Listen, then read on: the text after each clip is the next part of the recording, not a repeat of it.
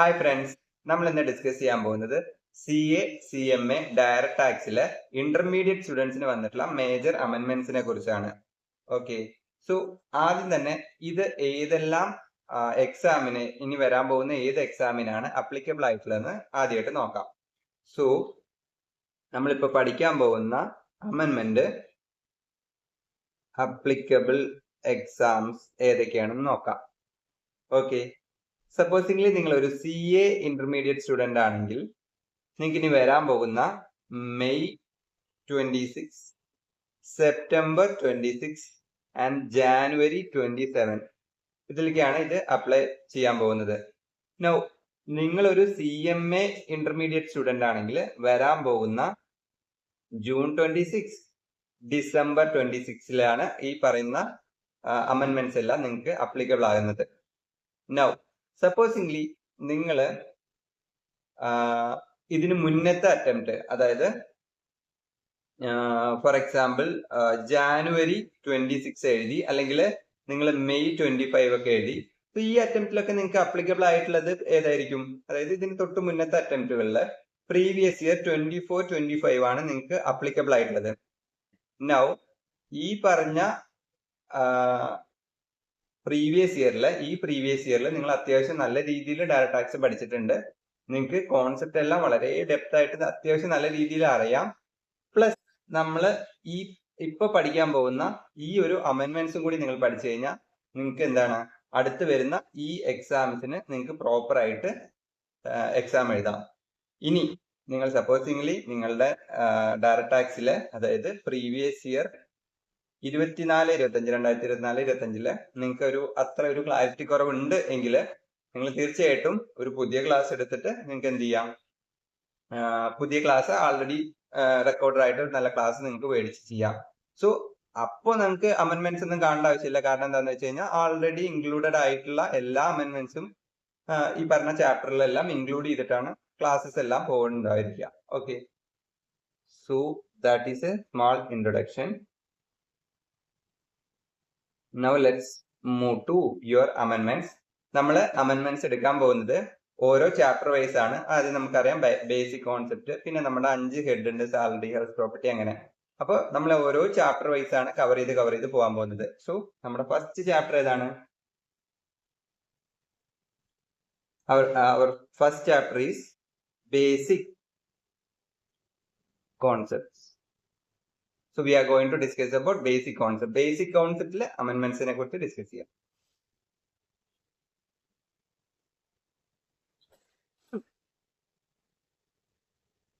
Now your applicable Finance Act ഏതാണ്? Finance Act 2025 ആണ്.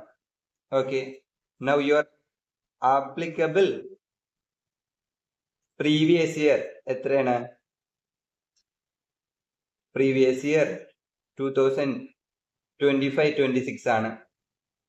നിങ്ങളുടെ അപ്ലിക്കബിൾ അസസ്മെന്റ് ഇയർ ഏതാ വരുന്നത്? 2026-27 ആണ്. ഓക്കെ, അപ്പൊ അതാണ് ഞാൻ ഇൻട്രൊഡക്ഷനിൽ പറഞ്ഞത്. എന്താണ്? സപ്പോസിംഗ്ലി നിങ്ങൾ പ്രീവിയസ് ഇയർ 24-25 അത്യാവശ്യം നല്ല രീതിയിൽ പഠിച്ചു, പ്ലസ് ഈ അമെൻമെന്റ്സും കൂടി പഠിച്ചു കഴിഞ്ഞാൽ നിങ്ങൾക്ക് എന്ത് ചെയ്യാം, അടുത്ത എക്സാമിന് നിങ്ങൾക്ക് പ്രോപ്പർ ആയിട്ട് അറ്റൻഡ് ചെയ്യാം, കുഴപ്പമൊന്നുമില്ല. പക്ഷേ നിങ്ങളുടെ ഈ ഒരു പ്രീവിയസ് ഇയറിൽ നിങ്ങൾ പഠിച്ച ഈ കഴിഞ്ഞ അറ്റംപ്റ്റിൽ നിങ്ങൾ പഠിച്ചത് പ്രോപ്പർ ആയിട്ടല്ലെങ്കിൽ നിങ്ങൾക്ക് പുതിയൊരു ക്ലാസ് എടുക്കുന്നതായിരിക്കും കുറച്ചുകൂടി better. Okay, yes, this is the അമെൻമെന്റ്. ഇതൊരു വലിയ അമെൻമെന്റ് അല്ല. എല്ലാ കൊല്ലം നമുക്ക് ഇൻകം ടാക്സിൽ ചേഞ്ചസ് വരും. സോ അതിന്റെ ഒരു സംഭവമാണ് നമ്മൾ എഴുതിയത്. ഇപ്പൊ നമ്മൾ പഠിച്ചുകൊണ്ടിരിക്കുന്നത് ഏതാണ്? ഫിനാൻസ് ആക്ട് 2025 ആണ്. അപ്ലിക്കബിൾ ഫിനാൻസ് പ്രീവിയസ് ഇയർ വന്നിട്ട് 25-26, assessment year 26-27. Okay, done. Now there is a change in your slab rate. Slab റേറ്റിലെ ചേഞ്ചസ് വന്നിട്ടുണ്ട്. നൗ ഓൾഡ് റെജീമില് ടാക്സ് റേറ്റ് ഒന്നും മാറ്റില്ല. നമുക്കറിയാം ഓൾഡ് റെജീമില് സ്ലാബ് റേറ്റ് എന്താണ്? No change. ഓൾഡ് റേറ്റിൽ ഒരു മാറ്റം വന്നിട്ടില്ല. നമുക്കറിയാം 0 to 2.5 lakh ടാക്സ് ഒന്നും വരുന്നില്ല. Then 2.5 to 5 lakh 5%, then 5 to 10 lakh, your rate will be 20, 10 lakh above 30%. ഇതല്ലേ നമ്മൾ 24-25 പഠിച്ചത്. സെയിം തിങ് പ്രീവിയസ് ഇയർ നമ്മൾ ഇപ്പൊ പഠിക്കാൻ പോകുന്ന 25-26 സെയിം തന്നെ ആയിരിക്കും. Okay, there is no change in old tax regime. Now coming to new tax regime ന്റെ സ്ലാബ് റേറ്റ് എങ്ങനെയാണ് ചെയ്തിരിക്കുന്നത് നോക്കാം. So new regime section 115 BAC. Now 115 BACയിൽ വന്നിട്ടുള്ള ന്യൂ ടാക്സിന്റെ റേറ്റിന്റെ ചേഞ്ചസ്, സ്ലാബും റേറ്റും എങ്ങനെയാണെന്ന് നമുക്ക് നോക്കാം. ഓക്കെ, സോ ഇത് നിങ്ങൾക്ക് പഠിക്കാൻ വലിയ പണിയുള്ള ഒരു കാര്യമല്ല. നിങ്ങൾക്ക് ആകെ അറിഞ്ഞിരിക്കേണ്ടത് 4ന്റെയും 5ന്റെയും മൾട്ടിപ്ലിക്കേഷൻസ് മാത്രമാണ്. 4ന്റെ മൾട്ടിപ്ലിക്കേഷൻ അതുപോലെ 5ന്റെ മൾട്ടിപ്ലിക്കേഷൻ എങ്ങനെയാണെന്ന് നോക്കാം. 0 to 4 lakh ഇതാണ് നമ്മുടെ പുതിയ ബേസിക് എക്സംഷൻ ലിമിറ്റ്. ബെൽ ബേസിക് എക്സംഷൻ ലിമിറ്റ് എത്രയാണ്? It is 0%. ഓൾഡില് 0 to 2.5 അല്ലേ? ഇത് എത്രയാണ്? 0 to 4 lakh എത്രയാണ്? 0% ആണ്. That is your basic exemption limit. Now coming to, I told you, you need to know about what? 4ന്റെ multiplication. എത്രയാണ്? 4 and 5. So this is 5%. 8 to 12. These are lakhs only. 10%. 12 lakh to 16 lakh എത്രയാണ്? 15%. 16 to 20 lakhs 20%. 20 lakhs to 24 lakhs it is coming 25 lakhs. 25%. Exceeding 24 lakhs it is 30%. Okay, now I already told you എങ്ങനെ നമുക്ക് ഇത് പഠിക്കാൻ പറ്റുക. സപ്പോസിംഗ്ലി government സ്കൂളിൽ പഠിക്കുക കുട്ടികളാണെങ്കിൽ multiplication എങ്ങനെ പറയും? 1 4 4, 2 4 8, 3 4 12, 4 4 16, 5 4 20, 6 4 24. കറക്റ്റ് അല്ലേ? 5ന്റെ മൾട്ടിപ്ലിക്കേഷൻ എങ്ങനെ പറയാ? 1 5 5, 2 5 10, 15, 20, 25, 30. സോ ന്യൂ റെജീമിൽ നിങ്ങൾക്ക് ജസ്റ്റ് പഠിക്കാൻ ഭയങ്കര എളുപ്പമാണ്. 4 വെച്ചിട്ട് 4 4 4 ലക്ഷം കൂട്ടി പോവാ 24 ലക്ഷം വരെ. ദെൻ റേറ്റ് വിൽ ബി 5 5 5 വെച്ചിട്ട് 30% വരെ. Okay, this is your change. So ഞാൻ ചേഞ്ച് ഉള്ളത് ഞാൻ എന്ത് ചെയ്യാം? ഇതുപോലെ ഈ ഒരു യെല്ലോ മാർക്കിൽ നിങ്ങൾക്ക് മാർക്ക് ചെയ്ത് തരാം. സോ നിങ്ങൾക്ക് ഇവിടെ വന്നിട്ടുള്ള ചേഞ്ച് ഇത് ഫുള്ളും ഒരു ചേഞ്ച് ആണ്. This one also and this one also, ഇതെല്ലാം ചേഞ്ച് ആണ്. Now what is your next change? ഈ സ്ലാബ് റേറ്റ് ഫുള്ള് മാറ്റം വന്നിട്ടുണ്ട്. Then your percentage also changed. ഇത് പണ്ട് 0 to 3 lakh അങ്ങനെയൊക്കെ ആയിരുന്നില്ലേ? അത് മാറി എല്ലാം 4 മൾട്ടിപ്ലിക്കേഷൻ ആണ് ഇനി വരുന്നത്. Okay, this is your applicable rate. New tax regime only. Now coming to third change. Tax rate for companies. കമ്പനീസിന് വന്നിട്ടുള്ള ടാക്സ് റേറ്റിന്റെ ചേഞ്ചസ് എന്തൊക്കെയാണെന്ന് നോക്കാം. Supposingly for domestic company,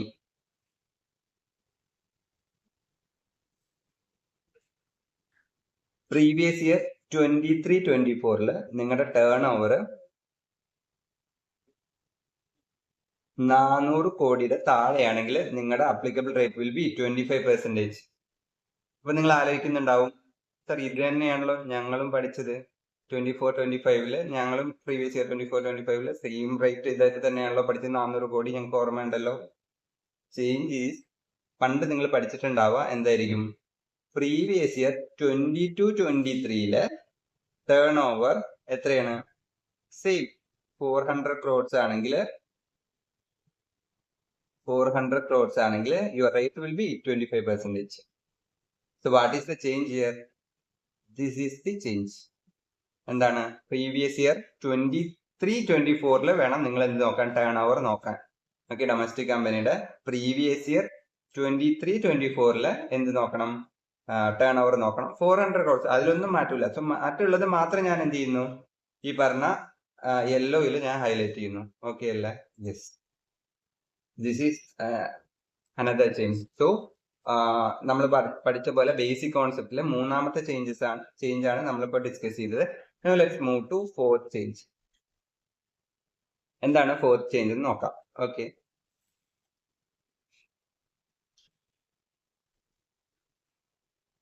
fourth change 87 റിബേറ്റിലാണ് change വന്നിട്ടുള്ളത്. 87 റിബേറ്റ്.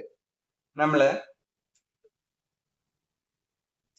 സെക്ഷൻ 115 BACയില് നമുക്കറിയാം, നിങ്ങൾ റെസിഡന്റ് ആണ്, നിങ്ങൾ ഇൻഡിവിജ്വൽ ആണ്, നിങ്ങൾ net taxable total income less than or equal to 12 lakh ആണ്. നിങ്ങളുടെ റിബേറ്റ് എത്ര തരുന്നത്? 60,000 വരെയാണ് തരുന്നത്. That is maximum. എങ്ങനെയാണ് 60,000 എത്തിയെന്ന് നോക്കാം. നമുക്ക് ഇവിടെ നോക്കുവാണെങ്കിൽ നിങ്ങൾക്ക് കാണാൻ പറ്റും, എല്ലാ സ്ലാബിന്റെയും ഗ്യാപ്പ് വരുന്നത് 4 ലക്ഷം വെച്ചിട്ടല്ലേ, 4 lakhs വെച്ചിട്ടല്ലേ. So 4 lakh into 5%, you are getting 20,000. Then again 4 lakh into 10% will be 40,000. So അങ്ങനെ നമ്മൾ 12 lakh എത്തിയില്ലേ? Net taxable total income 12 lakh ഈ ഏരിയയിൽ എത്തിയില്ലേ? ഇതിന്റെ ടോട്ടൽ 60,000 അല്ലേ? So this is your what new rebate. So what is the amendment here? This one is your amendment. Rebate 60,000 ആയി. Okay അല്ലേ? യെസ്. നോ, പണ്ട് എങ്ങനെയായിരുന്നു? പണ്ട് ഇതിൽ മാറ്റമൊന്നുമില്ല. ആകെയുള്ള മാറ്റം എങ്ങനെയാന്ന് വെച്ച് കഴിഞ്ഞാൽ സെക്ഷൻ 115 BACയില് പണ്ട് എങ്ങനെയായിരുന്നു? റെസിഡന്റ് ആയിരിക്കണം, ഇൻഡിവിജ്വൽ ആയിരിക്കണം, നിങ്ങളുടെ net taxable total income taxable total income എത്രയായിരുന്നു? Less than or equal to 7 lakh ആയിരുന്നു. സോ ഇവിടെ എത്രയായി? അത് 12 lakh ആയി. So this is the change.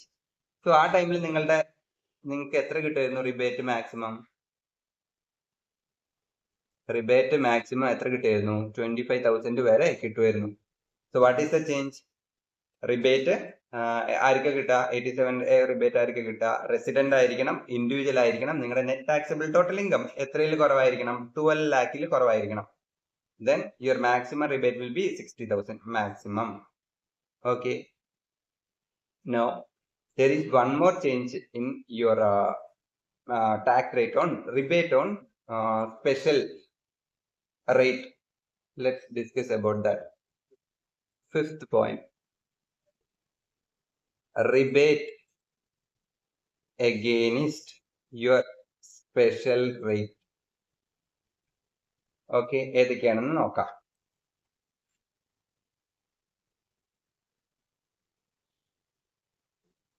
$87 rebate നമുക്ക് ഓൾഡ് റെജീം ഉണ്ട്, അതുപോലെ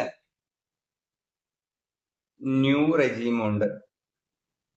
okay, now rebate on 112A നമുക്ക് ഓൾഡിലും കിട്ടില്ല, ഈവൻ ന്യൂവിലും കിട്ടില്ല. But rebate on 11A and 112 നമുക്ക് ഓൾഡിൽ കിട്ടുമായിരുന്നു, പണ്ട് ഈവൻ ന്യൂവിലും കിട്ടുമായിരുന്നു. സോ ഇതിപ്പോ മാറി, ഓൺലി ഏതിന് മാത്രമേ കിട്ടൂ? ഓൾഡിന് മാത്രമേ ഇത് അവൈലബിൾ ആയിട്ടുള്ളൂ. So what is your അമെൻമെന്റ്? This is your അമെൻമെന്റ്. So you need to take care.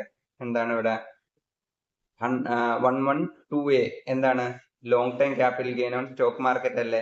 അത് ഓൾഡിലും ന്യൂവിലും ഇല്ല.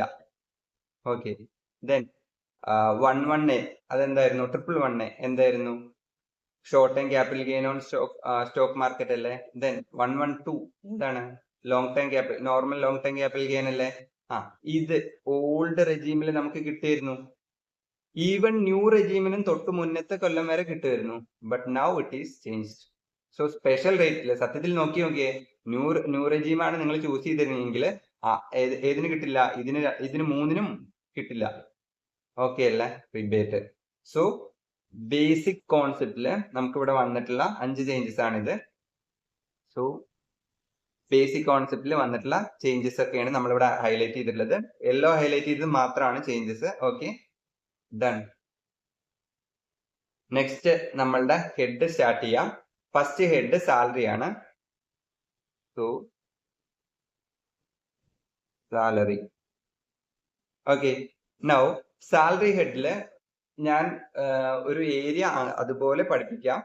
ദെൻ അതിൽ വന്നിട്ടുള്ള ചേഞ്ചസ് മാത്രം ഞാൻ സ്പെസിഫിക്കലി നിങ്ങളെ ഓർമ്മിപ്പിക്കുകയും ചെയ്യാം. സോ പെട്ടെന്ന് ഞാൻ ഇന്നൊരു ഏരിയയിൽ ഇങ്ങനെ ഒരു ചേഞ്ച് വന്നു പറഞ്ഞു കഴിഞ്ഞാൽ നിങ്ങൾക്ക് അഡാപ്റ്റ് ചെയ്യാൻ ചിലപ്പോൾ ബുദ്ധിമുട്ടുണ്ടായിരിക്കും. സോ ഞാൻ ആ ഏരിയ ഫുള്ള് പറഞ്ഞു തരാം, എന്നിട്ട് അതിൽ വന്നിട്ടുള്ള അമെന്റ്മെന്റ്സും ഡിസ്കസ് ചെയ്യാം. ഓക്കെ, സപ്പോസിംഗ്ലി നിങ്ങളുടെ എംപ്ലോയർ നിങ്ങൾക്ക് ഈ പറഞ്ഞ ഫെസിലിറ്റീസ് ഒക്കെ തന്നു. ഒന്നാമത്തെ ചേഞ്ചസ് എന്തൊക്കെയാന്ന് നോക്കാം. നിങ്ങൾക്ക് ഗ്യാസ് കണക്ഷൻ തന്നു, വാട്ടർ കണക്ഷൻ തന്നു, അതുപോലെ ഇലക്ട്രിസിറ്റി, സ്വീപ്പർ, ഗാർഡനർ, വാച്ച്മാൻ, അതുപോലെ personal assistant, then education facility തന്നു, യൂസ് ഓഫ് മോട്ടോർ കാർ തന്നു, അതുപോലെ ഫ്രീ ഓർ കൺസെഷണൽ ടിക്കറ്റ്സ് തന്നു.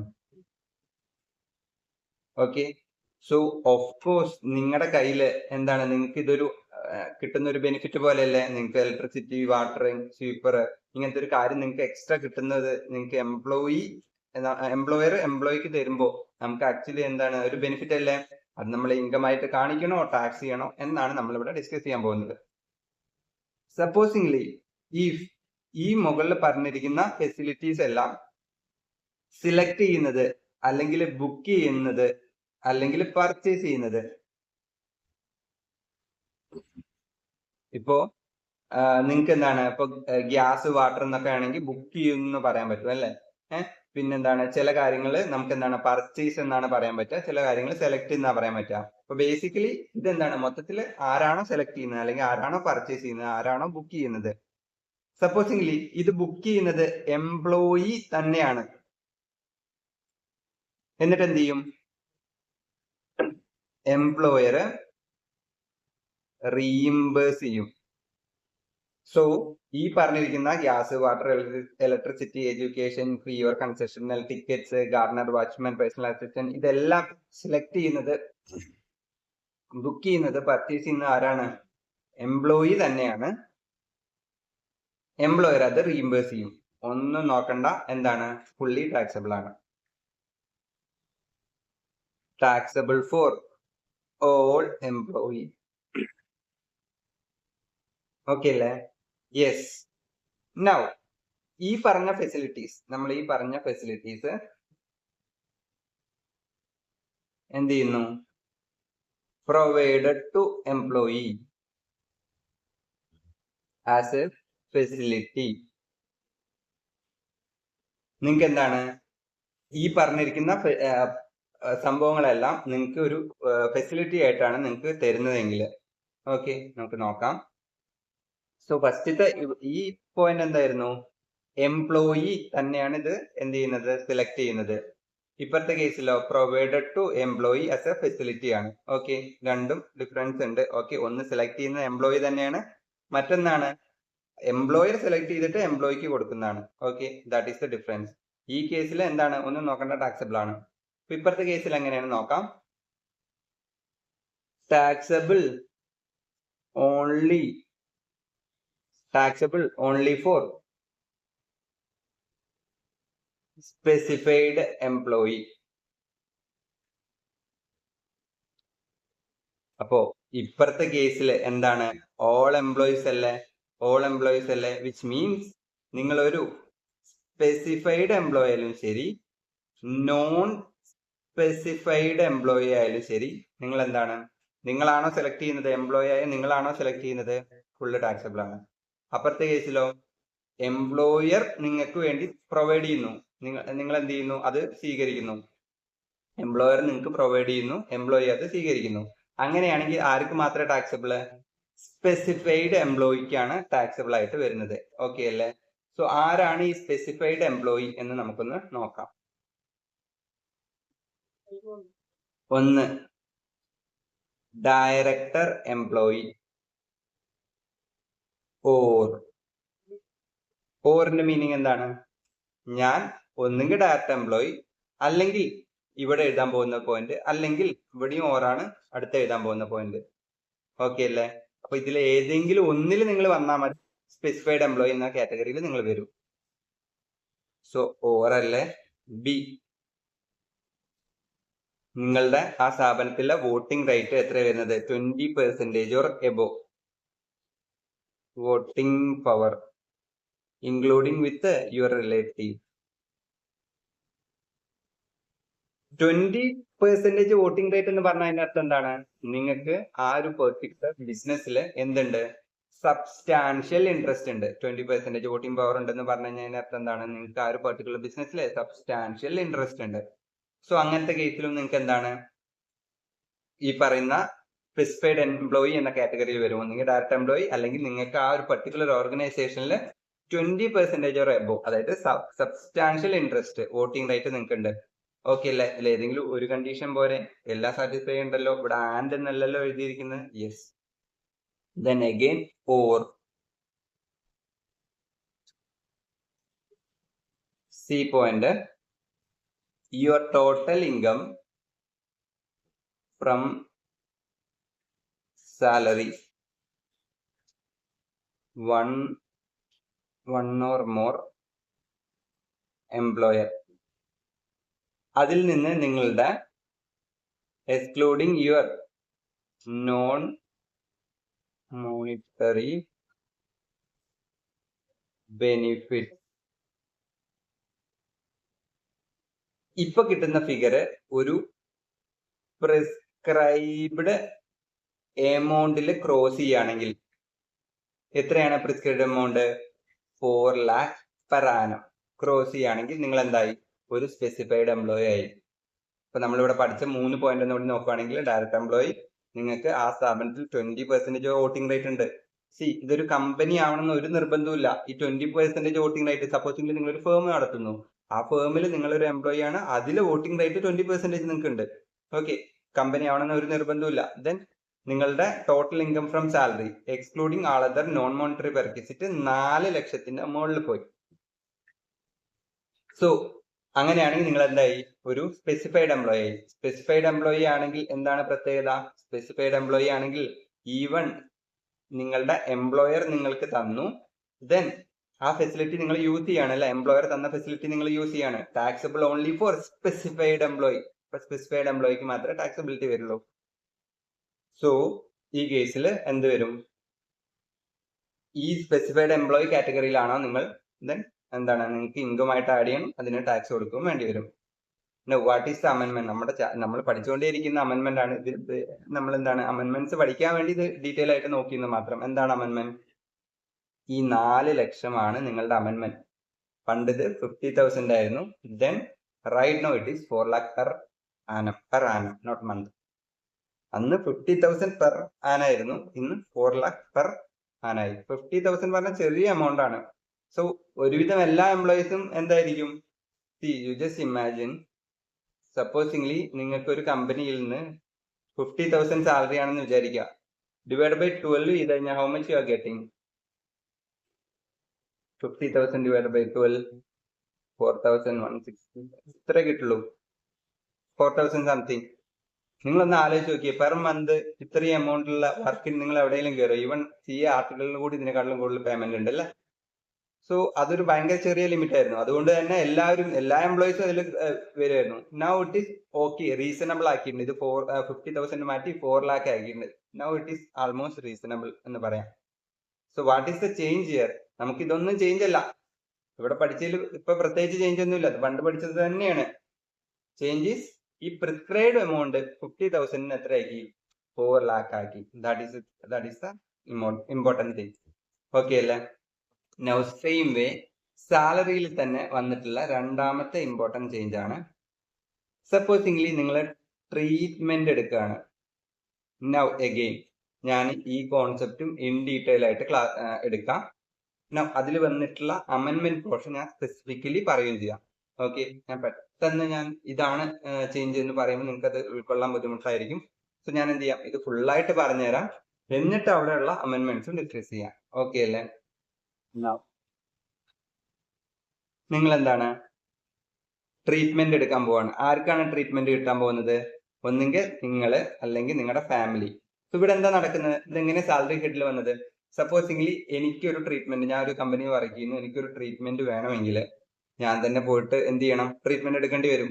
ബട്ട് എന്റെ എംപ്ലോയർ എനിക്ക് ആ ട്രീറ്റ്മെന്റ് ഫെസിലിറ്റി തന്നു, ട്രീറ്റ്മെന്റിന് വേണ്ടിയിട്ടുള്ള പൈസ തന്നു, അല്ലെങ്കിൽ അതിന്റെ ഫെസിലിറ്റി തന്നു എങ്കിൽ എനിക്കതൊരു ബെനിഫിറ്റ് അല്ലേ? എനിക്കത് സാലറി ഇൻകത്തിൽ കാണിക്കണ്ടേ? ഓക്കെ അല്ലേ? So either me or my family. What is this family? I will explain in note number 1. Not number 1 നമുക്ക് അത് എഴുതാം. സോ എനിക്കോ എന്റെ ഫാമിലിക്കോ ഒരു ബെനിഫിറ്റ് എംപ്ലോയർ ട്രീറ്റ്മെന്റ് ബെനിഫിറ്റ് തരികയാണെങ്കിൽ സത്യത്തിൽ അത് സാലറി ആണോ അല്ലേ എന്നാണ് നമ്മൾ ഇവിടെ നോക്കാൻ പോകുന്നത്. ഓക്കെ അല്ലേ? നൗ ഈ പറയുന്ന ട്രീറ്റ്മെന്റ് നമുക്ക് എവിടെ നടത്താം? ഐദർ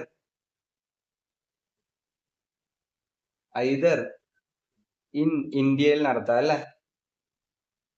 ദെൻ ഔട്ട്സൈഡ് ഇന്ത്യയിൽ നടത്തിക്കൂടെ? സപ്പോസിംഗ്ലി നിങ്ങളുടെ ട്രീറ്റ്മെന്റ് നടത്തിയത്, സപ്പോസിംഗ്ലി നിങ്ങൾ വർക്ക് ചെയ്യുന്ന ഒരു ഹോസ്പിറ്റലാണ്.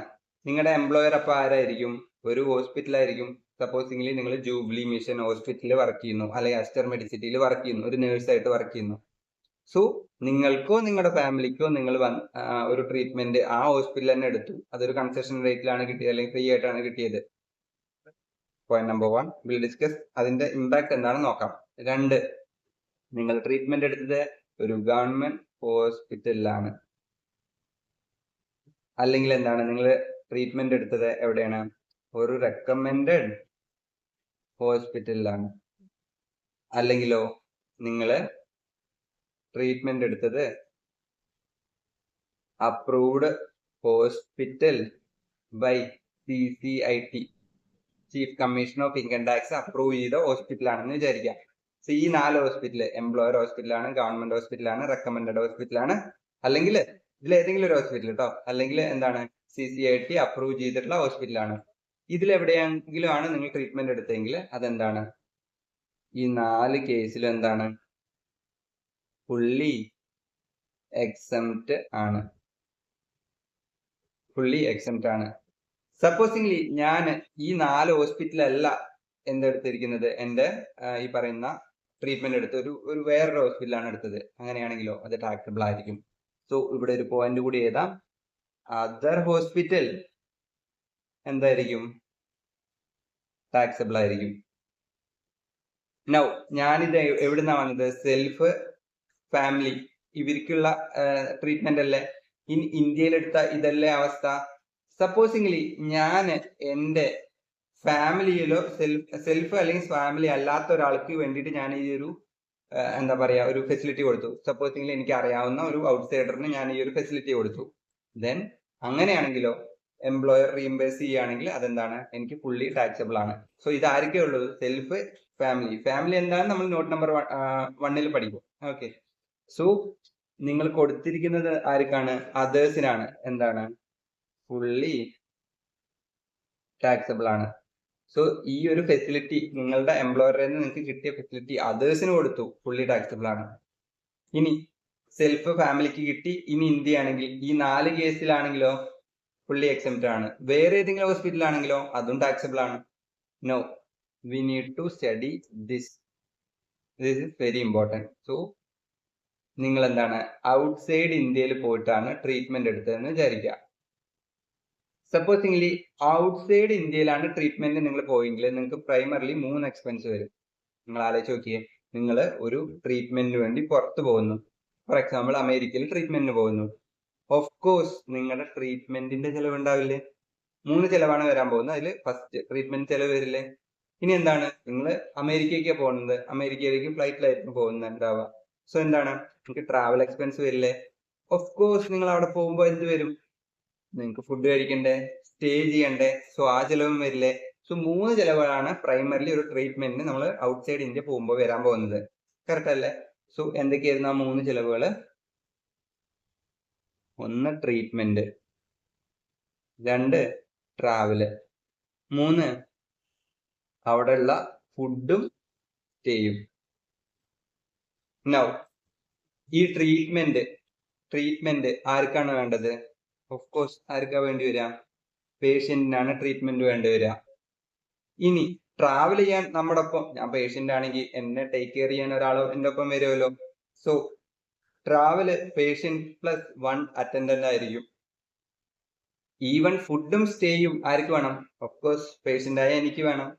പ്ലസ് എന്നെ അക്കോമഡേറ്റ് ചെയ്യാൻ എന്റെ ഒപ്പം വന്ന എന്നെ ഹെൽപ്പ് ചെയ്യാൻ വേണ്ടി വന്ന ഒരു ആള് കൂടി ഇത് വരില്ലേ? യെസ്. നൗ ഇതിൽ കോംപ്ലിക്കേറ്റഡ് അല്ലെങ്കിൽ ട്വിസ്റ്റ് വരുന്ന സാധനം ഇത് മാത്രമാണ്. ബാക്കിയെല്ലാം വളരെ എളുപ്പമാണ്. എന്താണ്? ഈ രണ്ടെണ്ണം ആദ്യം നോക്കാം. Exemption. Okay, exemption up to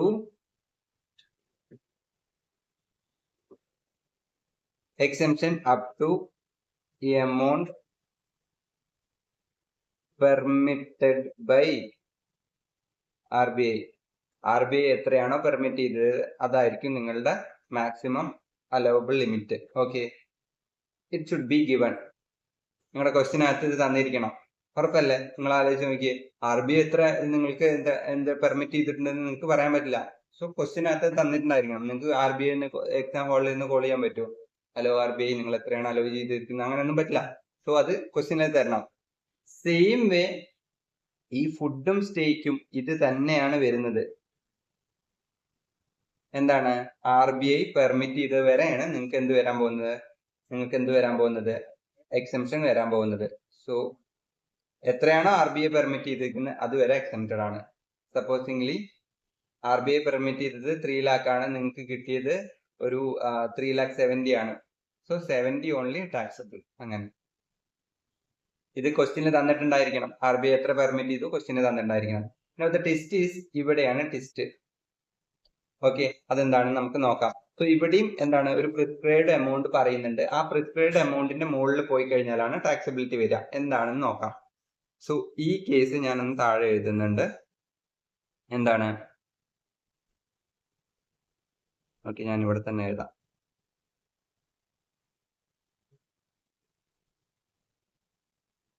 exemption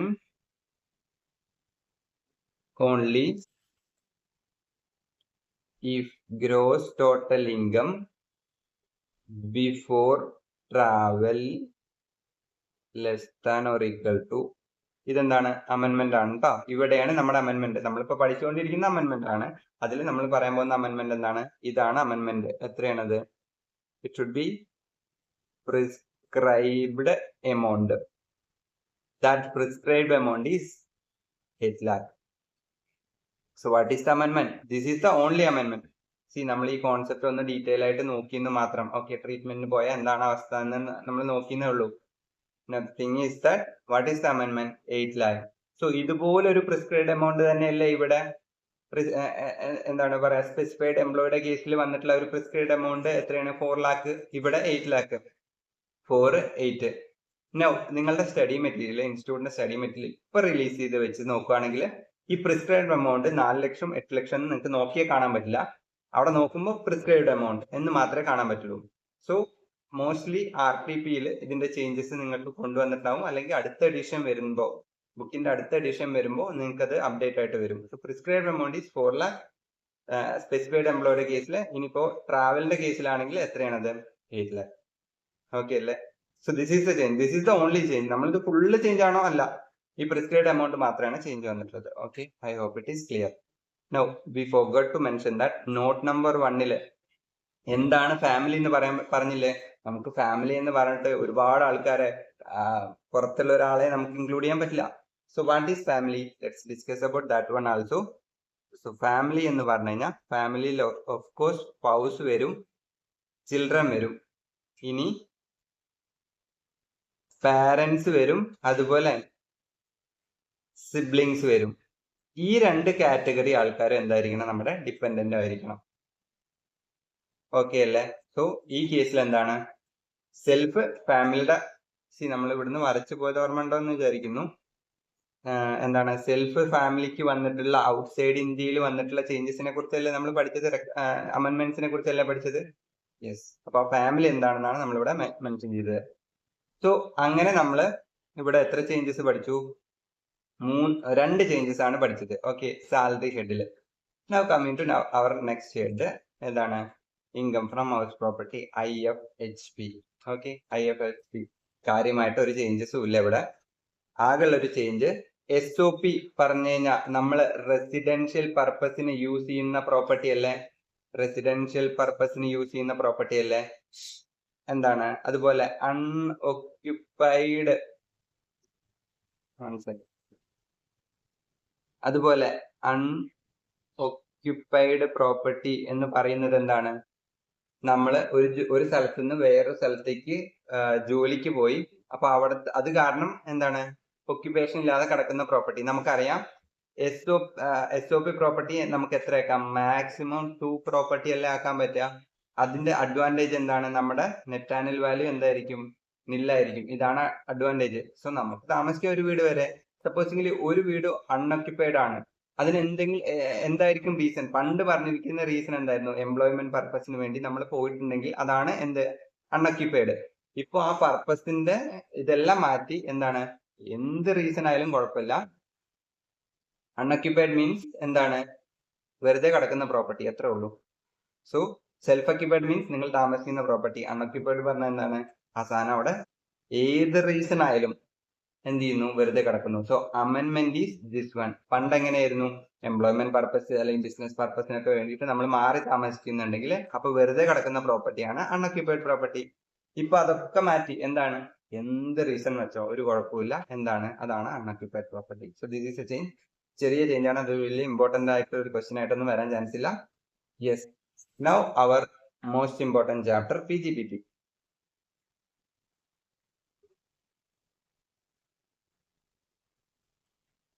again PGBPയിൽ വന്നിട്ടുള്ള ചേഞ്ചസ് ഞാൻ അഗെയിൻ പറയുന്നു. ഒരു എന്താണ്? വലിയൊരു ഏരിയയില് നമ്മൾ എന്താണ്? ഫുള്ള് നമ്മളെ കവർ ചെയ്യും. ദെൻ അതിൽ വന്നിട്ടുള്ള ചേഞ്ചസ് മാത്രം നമുക്ക് എക്സ്പ്ലെയിൻ ചെയ്യാം. ഓക്കെ, ഓർമ്മയുണ്ടോ നിങ്ങൾക്ക്? സെക്ഷൻ 43B എന്തായിരുന്നു? സെർട്ടൻ പേയ്മെന്റ്സ് നമ്മൾ 139 ഡ്യൂ ഡേറ്റിന്റെ മുന്നേ വരുത്തണം എന്ന് പറഞ്ഞത് ഓർമ്മ ഉണ്ടോ? സോ പേയ്മെന്റ് ഓഫ് എക്സ്പെൻസ്, ഏതൊക്കെ എക്സ്പെൻസ് ആയിരുന്നു? എല്ലാ എക്സ്പെൻസും ഇല്ല. ഏതൊക്കെ എക്സ്പെൻസ് ആയിരുന്നു? ഇപ്പൊ നമ്മൾ നോക്കുവാണെങ്കിൽ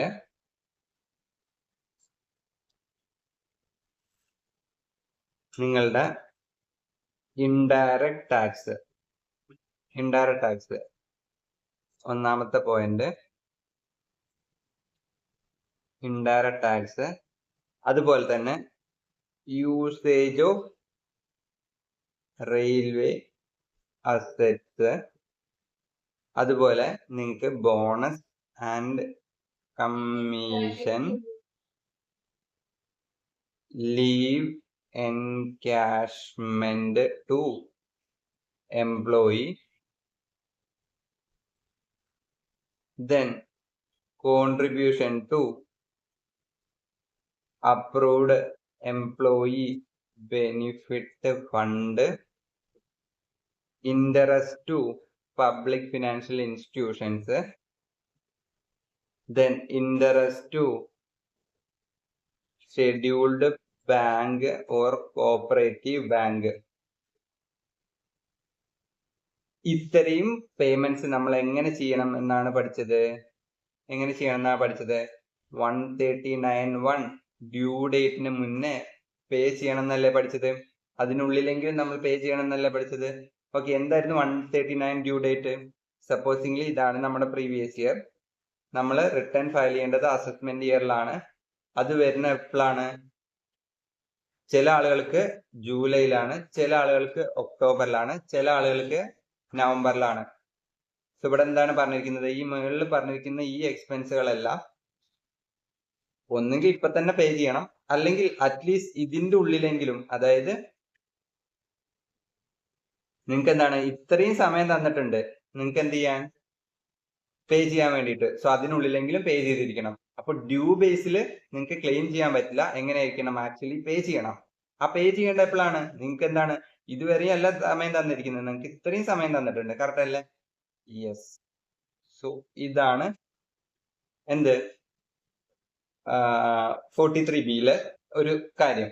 ഇതെല്ലാം ചേഞ്ച് ഇതിനോടനുബന്ധിച്ച് ഒരു പേയ്മെന്റ് ഓഫ് എക്സ്പെൻസ് കൂടിയുണ്ട്. അതാർക്കാണ് പേയ്മെന്റ് ഓഫ് എക്സ്പെൻസ് ചെയ്യാൻ പോകുന്നത്? നമ്മള് ഒരു പേയ്മെന്റ് മേടിച്ചു, ഒരു മൈക്രോ അല്ലെങ്കിൽ സ്മാൾ എന്റർപ്രൈസിനാണ് കൊടുക്കുന്നത്. മീഡിയം ഇല്ല, only for what? Micro and small. ഇത് നമുക്ക് എക്സ്പ്ലെയിൻ ചെയ്യാം.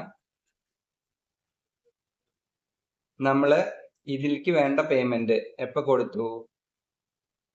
On or before MSME time ലിമിറ്റിൽ കൊടുത്തു. കറക്റ്റ് ടൈം ലിമിറ്റിൽ കൊടുത്തു, യെസ് കൊടുത്തു. ദെൻ പേയ്മെന്റ് കൊടുത്തു കഴിഞ്ഞാൽ അതെന്താണ്? അലൗഡ് ആണ്. എങ്ങനെ അലൗ ചെയ്യുക അതിന്റെ കാര്യം കൂടിയും പറയാം. സപ്പോസിംഗ്ലി അവിടെ എന്താണ്? No return contract. Return contract ഒന്നും ഇല്ലെങ്കിൽ 15 ഡേയ്സിനുള്ളിൽ കൊടുത്തിരിക്കണം. Even if there is return contract as per contract ആണ്, ബട്ട് മാക്സിമം എത്രയാണ്? 45 ഡേയ്സ് ആണ്. സോ ഇതിനുള്ളിൽ പേയ്മെന്റ് കൊടുത്തു, അലൗഡ് ആണ്, ഒരു പ്രശ്നവുമില്ല. ബട്ട് നിങ്ങൾ ഇതിനുള്ളിൽ പേയ്മെന്റ് കൊടുത്തില്ല, ബട്ട് നിങ്ങൾ എന്ത് ചെയ്തു? 1 സെക്കൻഡ്.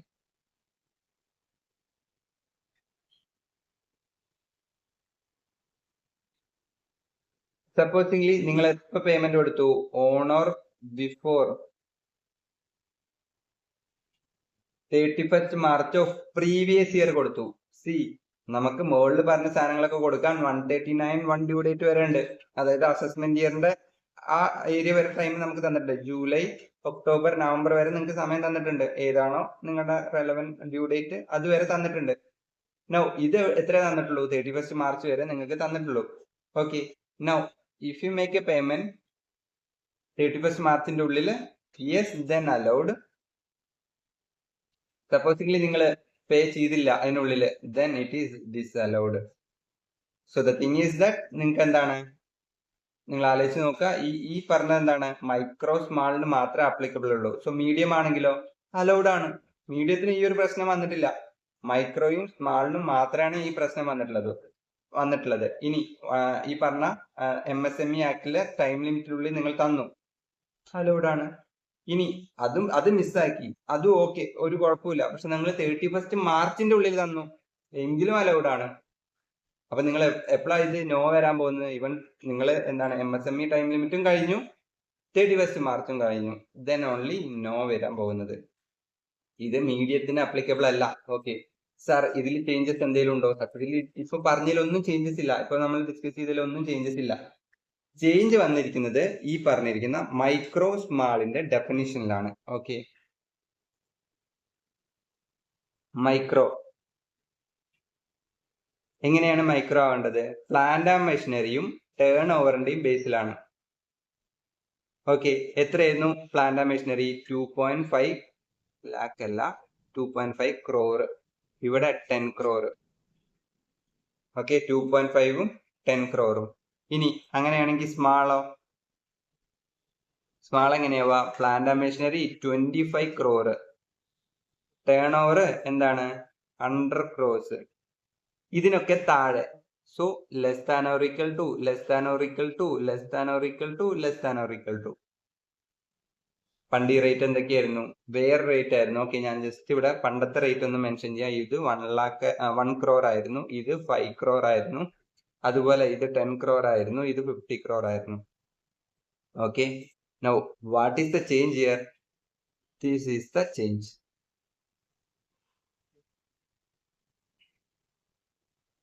സോ 43B സത്യത്തിൽ ഒരു ചേഞ്ചും ഇല്ല. ചേഞ്ച് എന്താണ്? നമ്മളിവിടെ പഠിച്ച ഈ മൈക്രോ സ്മാളില്ലേ, അത് എങ്ങനെ മൈക്രോ ആവും, എങ്ങനെ സ്മാൾ ആവും എന്നുള്ളതാണ് ഈ പറഞ്ഞിരിക്കുന്ന മൈക്രോ സ്മാളില് വന്നിട്ടുള്ള change. So 43B in total ഒരു ചേഞ്ചും ഇല്ല. മൈക്രോ സ്മാളിന്റെ ഡെഫിനിഷനിൽ അവര് എന്താണ്, ഈ പ്ലാന്റ് ആൻഡ് മെഷീനറി എത്ര, ടേൺ ഓവർ എത്ര എന്നുള്ളതിന്റെ ഒരു ലിമിറ്റ് ചേഞ്ച് ചെയ്തിട്ടുണ്ട്. അത്രേ ഉള്ളൂ. ഓക്കെ അല്ലേ? സോ നിങ്ങൾക്ക് 43B ഒന്ന് റിവൈസ് ചെയ്ത പോലെ ആവും. Okay, done. നോ PGBB അത്ര ചേഞ്ച് മാത്രമേ ഉള്ളൂ. Next one is capital gain. Capital ഗെയിനിന്റെ എന്താണ് സെക്ഷൻ 214 ക്യാപിറ്റൽ അസറ്റിനെ കുറിച്ച് പറഞ്ഞിട്ടുള്ളത്. ഈ ഡെഫിനേഷനിൽ ഒരു ചേഞ്ച് വന്നിട്ടുണ്ട്. നമ്മൾ ക്യാപിറ്റൽ അസറ്റ് ഡിസ്കസ് ചെയ്യുമ്പോൾ നമ്മൾ എപ്പോഴും പറയും ഒട്ടുമിക്ക എല്ലാ അസറ്റും ക്യാപിറ്റൽ അസറ്റ് ആണെന്നുള്ള രീതിയിലാണ് അവർ ഡെഫിനേഷൻ കൊടുന്നു വെച്ചിട്ടുള്ളത് നമ്മൾ ഡിസ്കസ് ചെയ്യാം. അപ്പോൾ ആ ഡെഫിനേഷനിൽ വീണ്ടും അവർ കുറച്ച് 2 സാധനങ്ങൾ ആഡ് ചെയ്തു എന്നാണ് നമ്മളിവിടെ പറയുന്നത്. ഓക്കെ, നമുക്ക് എന്താണെന്ന് നോക്കാം. So the definition here is that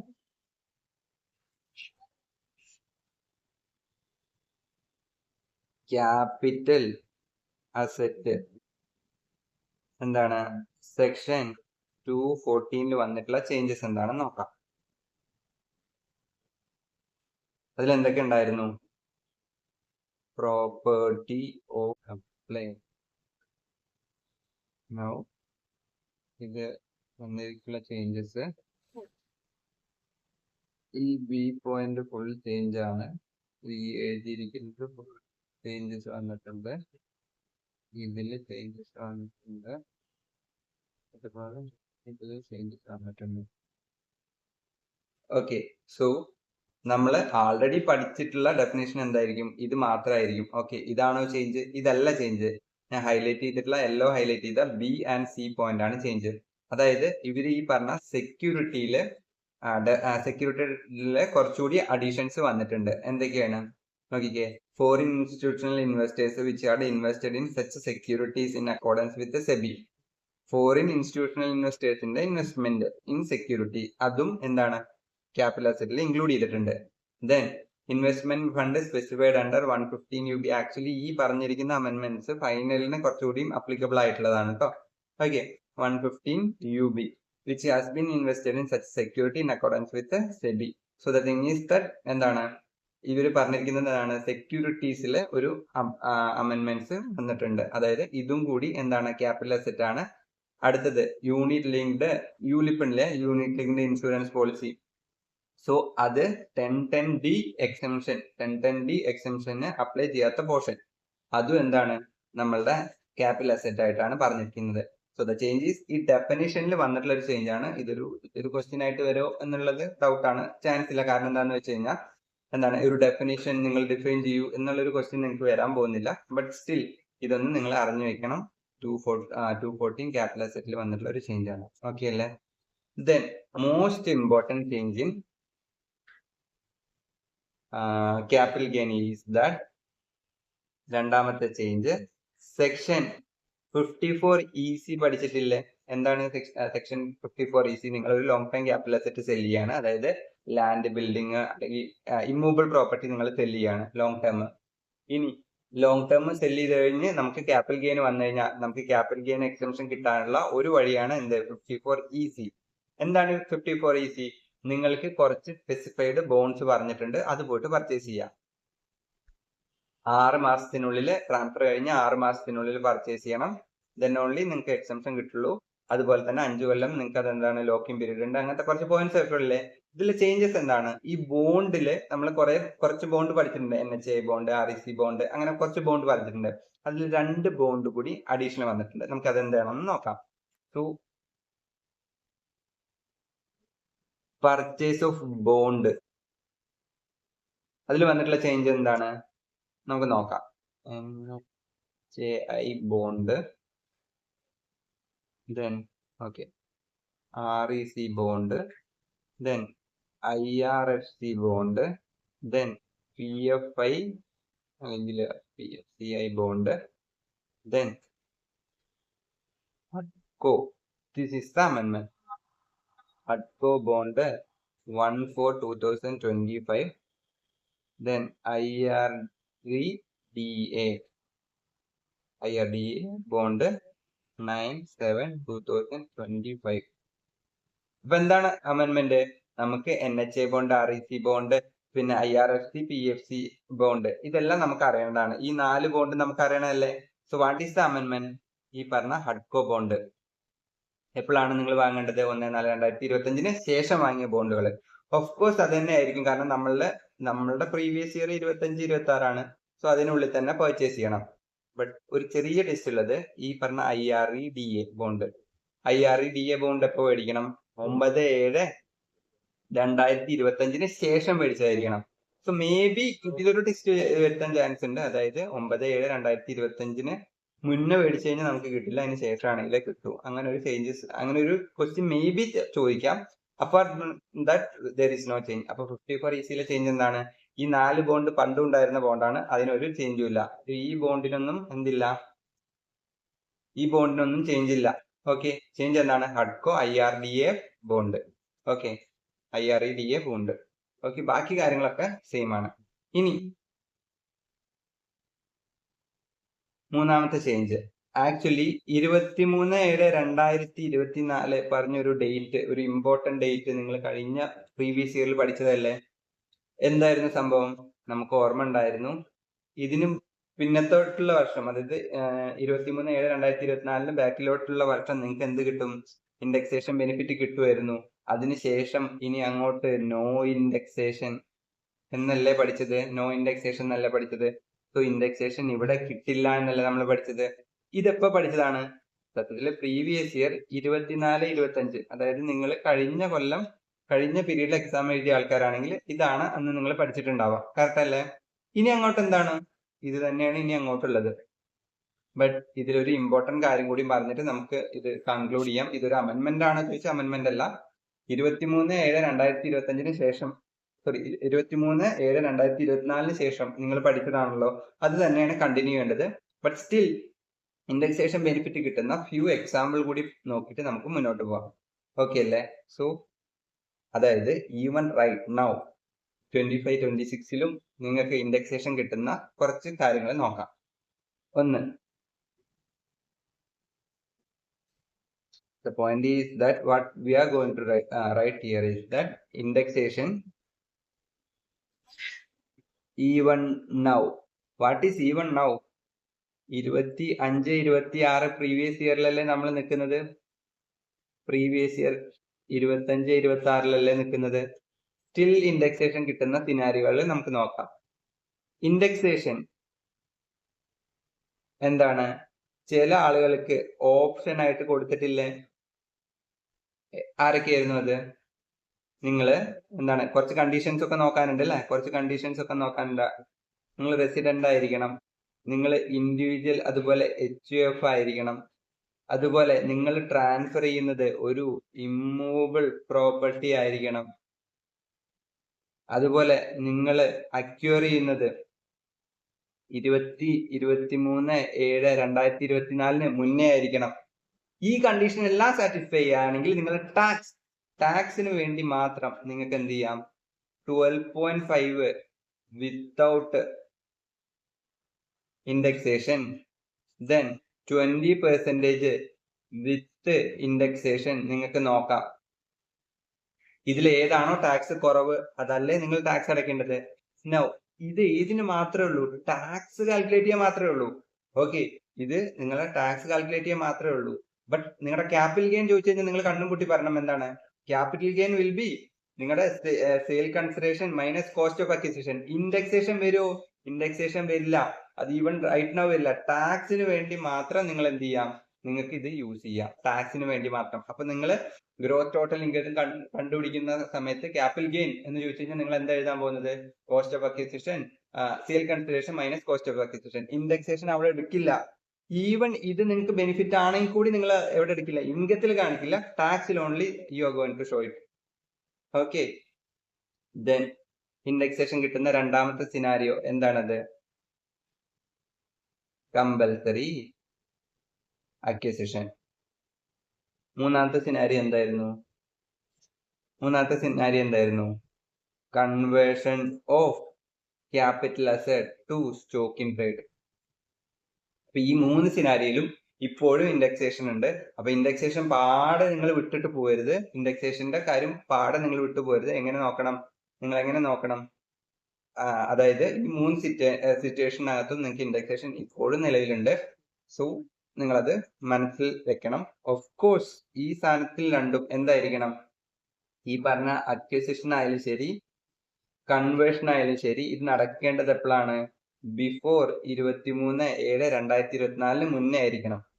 okay, അത് നിങ്ങളുടെ മനസ്സിൽ വേണം. ഓക്കെ അല്ലേ? സോ ഇതൊരു ചേഞ്ച് അല്ല, ബട്ട് ഇൻഡെക്സേഷൻ പാടെ പോയി എന്ന് നിങ്ങൾ വിചാരിക്കരുത്. ഇത് ഒന്ന് നിങ്ങൾ നോക്കിയിട്ട് പോവാം. ഓക്കെ അല്ലേ? ഇനിയുള്ള ചേഞ്ച് വലിയ ചേഞ്ച് അല്ല. കോസ്റ്റ് ഓഫ് ഇൻഡെക്സേഷൻ ഉണ്ട്, നിലവിലുണ്ട് എന്നല്ല നമ്മളിപ്പോ പറഞ്ഞു വെച്ചത്. അതുകൊണ്ട് തന്നെ കോസ്റ്റ് ഓഫ് ഇൻഡെക്സേഷൻ വന്നിട്ടുമുണ്ട്. സോ നിങ്ങൾക്ക് റെലവെന്റ് ആയിട്ടുള്ള ഇൻഡെക്സേഷന്റെ എമൗണ്ട് എത്രയെന്ന് നോക്കാം. ഫോർ പ്രീവിയസ് ഇയർ 25-26 വന്നിട്ടുള്ളത് 376 ആണ്. Okay, this is the change. Okay, so what is the change here? This is the change. Now ഇത് ചേഞ്ചസ് ആണോ ചോദിച്ചു കഴിഞ്ഞാൽ ചേഞ്ചസ് അല്ല, ബട്ട് ഈ മൂന്നാമത്തെ പോയിന്റ് ഇൻഡെക്സേഷൻ നിങ്ങൾ എന്താണ് ഇപ്പോഴും കണ്ടിന്യൂ ചെയ്യേണ്ടത് നോക്കേണ്ട ഒരു പോയിന്റ് ആണ്. ഓക്കെ, ഇത് സത്യത്തിൽ ഒരു ചേഞ്ച് ആണോ ചോദിച്ചാൽ ചേഞ്ച് അല്ല, ബട്ട് നിങ്ങൾ ഇൻഡെക്സേഷൻ പാടെ വിട്ടു പോകരുത് എന്ന് തോന്നിക്കൊണ്ട് ഞാനൊന്ന് ആഡ് ചെയ്തേ ഉള്ളൂ. ദെൻ എന്താണ് നമ്മുടെ ഇൻഡെക്സേഷൻ ഈ ഇയറില് 376 ആണ് updated version. Okay, correct. So capital gain കഴിഞ്ഞു. നൗ ക്യാപിറ്റൽ ഗെയിനിൽ 4 ചേഞ്ചസ് ആണ് നമ്മൾ പഠിച്ചത്. Now we are going to discuss about the final head. Capital gain കഴിഞ്ഞു. IFOS. ഓക്കെ, IFOSൽ എന്താണ് ചേഞ്ചസ് എന്ന് നോക്കാം. നിങ്ങൾക്ക് നാഷണൽ സേവിംഗ് സ്കീം പറഞ്ഞൊരു സ്കീം ഉണ്ട്. നാഷണൽ സേവിംഗ് സ്കീം പറഞ്ഞ NSS എന്ന് പറഞ്ഞ ഒരു സ്കീം ഉണ്ട്. നാഷണൽ സേവിങ്സ് സ്കീം എന്താണ്? NSS. ഇതിലെന്തായിരുന്നു? 80 CCA പറഞ്ഞൊരു സെക്ഷൻ ഉണ്ടായിരുന്നു. Okay, ഇതെന്തായിരുന്നു section? കോൺട്രിബ്യൂഷൻ ബിഫോർ 1/4/1992 ചെയ്തിട്ടുണ്ടെങ്കിൽ നിങ്ങൾക്ക് ഡിഡക്ഷൻ കിട്ടും. എന്താണ് ഈ പറഞ്ഞിട്ടുള്ളത്? നിങ്ങൾ ഈ പറഞ്ഞ NSS നാഷണൽ സേവിംഗ് സ്കീമിലേക്ക് നിങ്ങൾ എന്ത് ചെയ്തിട്ടുണ്ട്? കോൺട്രിബ്യൂഷൻ നടത്തിയിട്ടുണ്ട്. എന്ന് കോൺട്രിബ്യൂഷൻ നടത്തിയിട്ടുണ്ട്? 1/4/1992 മുന്നേ. Contribution before 1/4/1992. NSS കോൺട്രിബ്യൂഷൻ 1/4/1992 മുന്നേ നിങ്ങൾ കോൺട്രിബ്യൂഷൻ നടത്തിയിട്ടുണ്ട്. അങ്ങനെ കോൺട്രിബ്യൂഷൻ നടത്തിയിട്ടുണ്ടെങ്കിൽ നിങ്ങൾക്ക് അന്ന് എന്ത് കിട്ടിയിട്ടുണ്ടാവും? ഡിഡക്ഷൻ കിട്ടിയിട്ടുണ്ടാവും. But the thing is that 80 CCAയിലേക്ക് ഞാൻ കോൺട്രിബ്യൂഷൻ എന്ത് നടത്തി? ആഫ്റ്റർ 1/4/1992 നിങ്ങൾക്ക് ഡിഡക്ഷൻ കിട്ടുമോ? ഡിഡക്ഷൻ കിട്ടില്ല. സത്യത്തില് ഈവൻ നിങ്ങൾ ക്ലാസ് റൂമിലും നിങ്ങൾ ഈ സെക്ഷൻ പഠിക്കാൻ വഴിയില്ല. കാരണം എന്താണ്? നമ്മുടെ പ്രീവിയസ് ഇയർ എത്രയാണ്? 25-26 ആണ്. ഇന്ന് ഞാൻ കോൺട്രിബ്യൂഷൻ നടത്തിയെങ്കിൽ ഇത് കിട്ടുമോ? 80 CCA കിട്ടുമോ? ഇല്ല. അതുകൊണ്ട് തന്നെ നിങ്ങൾക്ക് ക്ലാസ്സിൽ ഈ സാധനം എടുക്കാനുള്ള ചാൻസും കുറവാണ്. അപ്പോ ഇന്ന് നിങ്ങൾ കോൺട്രിബ്യൂട്ട് ചെയ്തു, നിങ്ങൾക്ക് ഡിഡക്ഷൻ കിട്ടില്ല. 1992 ഈ പരിപാടി നിർത്തിയതാണ്. ഇവിടെ എന്താ അമെന്റ്മെന്റ്? അമെന്റ്മെന്റ് ഇവിടെ ഒന്നുമില്ല. The amendment here is that supposingly നിങ്ങൾ ഈ ഫണ്ട് എന്ത് ചെയ്യുന്നു? വിഡ്രോ ചെയ്യുന്നു. Okay, if you are withdrawing this fund, what is this withdrawal? NSS fund. Okay, നിങ്ങൾ അന്ന് ഡെപ്പോസിറ്റ് ചെയ്തില്ലേ? 92 മുന്നേ ഡെപ്പോസിറ്റ് ചെയ്തിട്ട് പിന്നെ അന്ന് ഡിഡക്ഷൻ എടുത്ത എമൗണ്ട് കറക്റ്റ് അല്ലേ? നൗ സപ്പോസിംഗ്ലി നിങ്ങൾ ഇത് വിഡ്രോ ചെയ്യുകയാണെങ്കിൽ ഇതുവരെയ്ക്കും എന്തായിരുന്നു? സപ്പോസിംഗ്ലി നിങ്ങൾ ഇത് വിഡ്രോ ചെയ്തു, നിങ്ങൾക്ക് എന്ത് കിട്ടും? അന്ന് ഡെപ്പോസിറ്റ് ചെയ്ത എമൗണ്ട് എനിക്ക് കിട്ടില്ലേ? അത് അവിടെ ഇത്രയും കാലം കടന്നതിന്റെ ഇൻട്രസ്റ്റും എനിക്ക് കിട്ടില്ലേ? യെസ്. ഇതെന്തായിരുന്നു? ഇതുവരെയ്ക്കും ടാക്സബിൾ ആയിരുന്നു. ഓക്കെ അല്ലേ? യെസ്. ഇനി എന്താണ്? ബട്ട് ദ വിഡ്രോവൽ എന്താണ്? ഓൺ ഓർ ആഫ്റ്റർ 29/8/2024 ആണെങ്കിൽ നിങ്ങൾ ഡെപ്പോസിറ്റ് ചെയ്ത എമൗണ്ടിന്റെ വിഡ്രോവല്, അതുപോലെ ഡെപ്പോസിറ്റ് ചെയ്ത എമൗണ്ടിന്റെ വിഡ്രോവല്, അതുപോലെ ഇൻട്രസ്റ്റ് നിങ്ങൾക്ക് കിട്ടിക്കഴിഞ്ഞാൽ അതെന്തായിരിക്കും? എക്സംപ്റ്റ് ആയിരിക്കും. സോ ആക്ച്വലി ഇവിടെ ഒരു ചേഞ്ചും ഇല്ല, ഇതിലൊരു ചേഞ്ചും ഇല്ല. അത് പണ്ട് തൊട്ടേയുള്ള സംഭവം തന്നെയാണ്. ഇപ്പൊ എന്താ ചേഞ്ചസ് വന്നിരിക്കുന്നത്? നിങ്ങൾ അത് വിഡ്രോ ചെയ്യുകയാണെങ്കിൽ ഇതുവരെയ്ക്കും അത് എന്താണ്? ഡെപ്പോസിറ്റും ഇൻട്രസ്റ്റും ടാക്സബിൾ ആയിരുന്നു. നൗ ഈ പറഞ്ഞ ഡേറ്റ് 29/8/2024, അതായത് ഇനി അങ്ങോട്ട് വിഡ്രോ ചെയ്ത് കഴിഞ്ഞാൽ, അന്ന് ഡെപ്പോസിറ്റ് ചെയ്ത് വെച്ച ആൾക്കാർ ഇന്ന് വിഡ്രോ ചെയ്ത് കഴിഞ്ഞാൽ അതിന് കിട്ടുന്ന ഡെപ്പോസിറ്റ് എമൗണ്ട്, വിഡ്രോ ചെയ്യുമ്പോൾ കിട്ടുന്ന ഡെപ്പോസിറ്റ് എമൗണ്ട്, ഇൻട്രസ്റ്റ് എമൗണ്ട് എന്തായിരിക്കും? എക്സംപ്റ്റ് ആയിരിക്കും. സോ എന്താണ് അമെൻമെന്റ്? ഇത് മാത്രമാണ് അമെൻമെന്റ്. So withdrawal on or after എന്താണ് 29/8/2024 ശേഷം ഡെപ്പോസിറ്റ് ആൻഡ് ഇൻട്രസ്റ്റ് എക്സംപ്റ്റഡ് ആണ്. ഓക്കെ, നൗ ഇതാണ് IFRSലെ change. Now coming to your chapter 6A. Chapter 6Aയില് നിങ്ങൾ 80 CCD 1B പഠിച്ചിട്ടുണ്ടാവും അല്ലെ? എന്തായിരുന്നു 80 CCD 1B? NPS കോൺട്രിബ്യൂഷൻ ആയിരുന്നില്ലേ? NPS contribution. അപ്പൊ എംപ്ലോയി ആയിരുന്ന നിങ്ങൾ NPSൽ കോൺട്രിബ്യൂഷൻ നടത്തി. ഇനി എന്താണ് NPS? പെൻഷൻ സ്കീം അല്ല NPS, നാഷണൽ പെൻഷൻ സ്കീം അല്ലേ? അപ്പൊ ഈ പെൻഷൻ എംപ്ലോയിക്ക് മാത്രം പെൻഷൻ കിട്ടിയാൽ മതിയോ? പോരാ. ഇപ്പൊ സപ്പോസിംഗിൽ ഞാനൊരു ബിസിനസ് ചെയ്യുന്നു, 60 വയസ്സ് കഴിഞ്ഞാൽ എനിക്ക് ബിസിനസ് ചെയ്യാൻ പറ്റില്ല. അപ്പൊ എനിക്ക് എന്ത് വേണം? പെൻഷൻ കിട്ടണ്ടേ? അപ്പൊ എംപ്ലോയിക്ക് മാത്രം പെൻഷൻ മതിയോ? പോരാ, എനിക്കും കിട്ടണം. സോ സപ്പോസിംഗിലി ഞാൻ നോർമൽ എംപ്ലോയി ആണ്, നോർമൽ അസറ്റ് ആണ്. എന്താണ് എനിക്ക് NPSൽ കോൺട്രിബ്യൂട്ട് ചെയ്യാൻ പറ്റുമോ? Yes, you can also contribute. What is the change here? Supposingly ഈ അസറ്റിക്ക് എന്ത് ചെയ്യാം?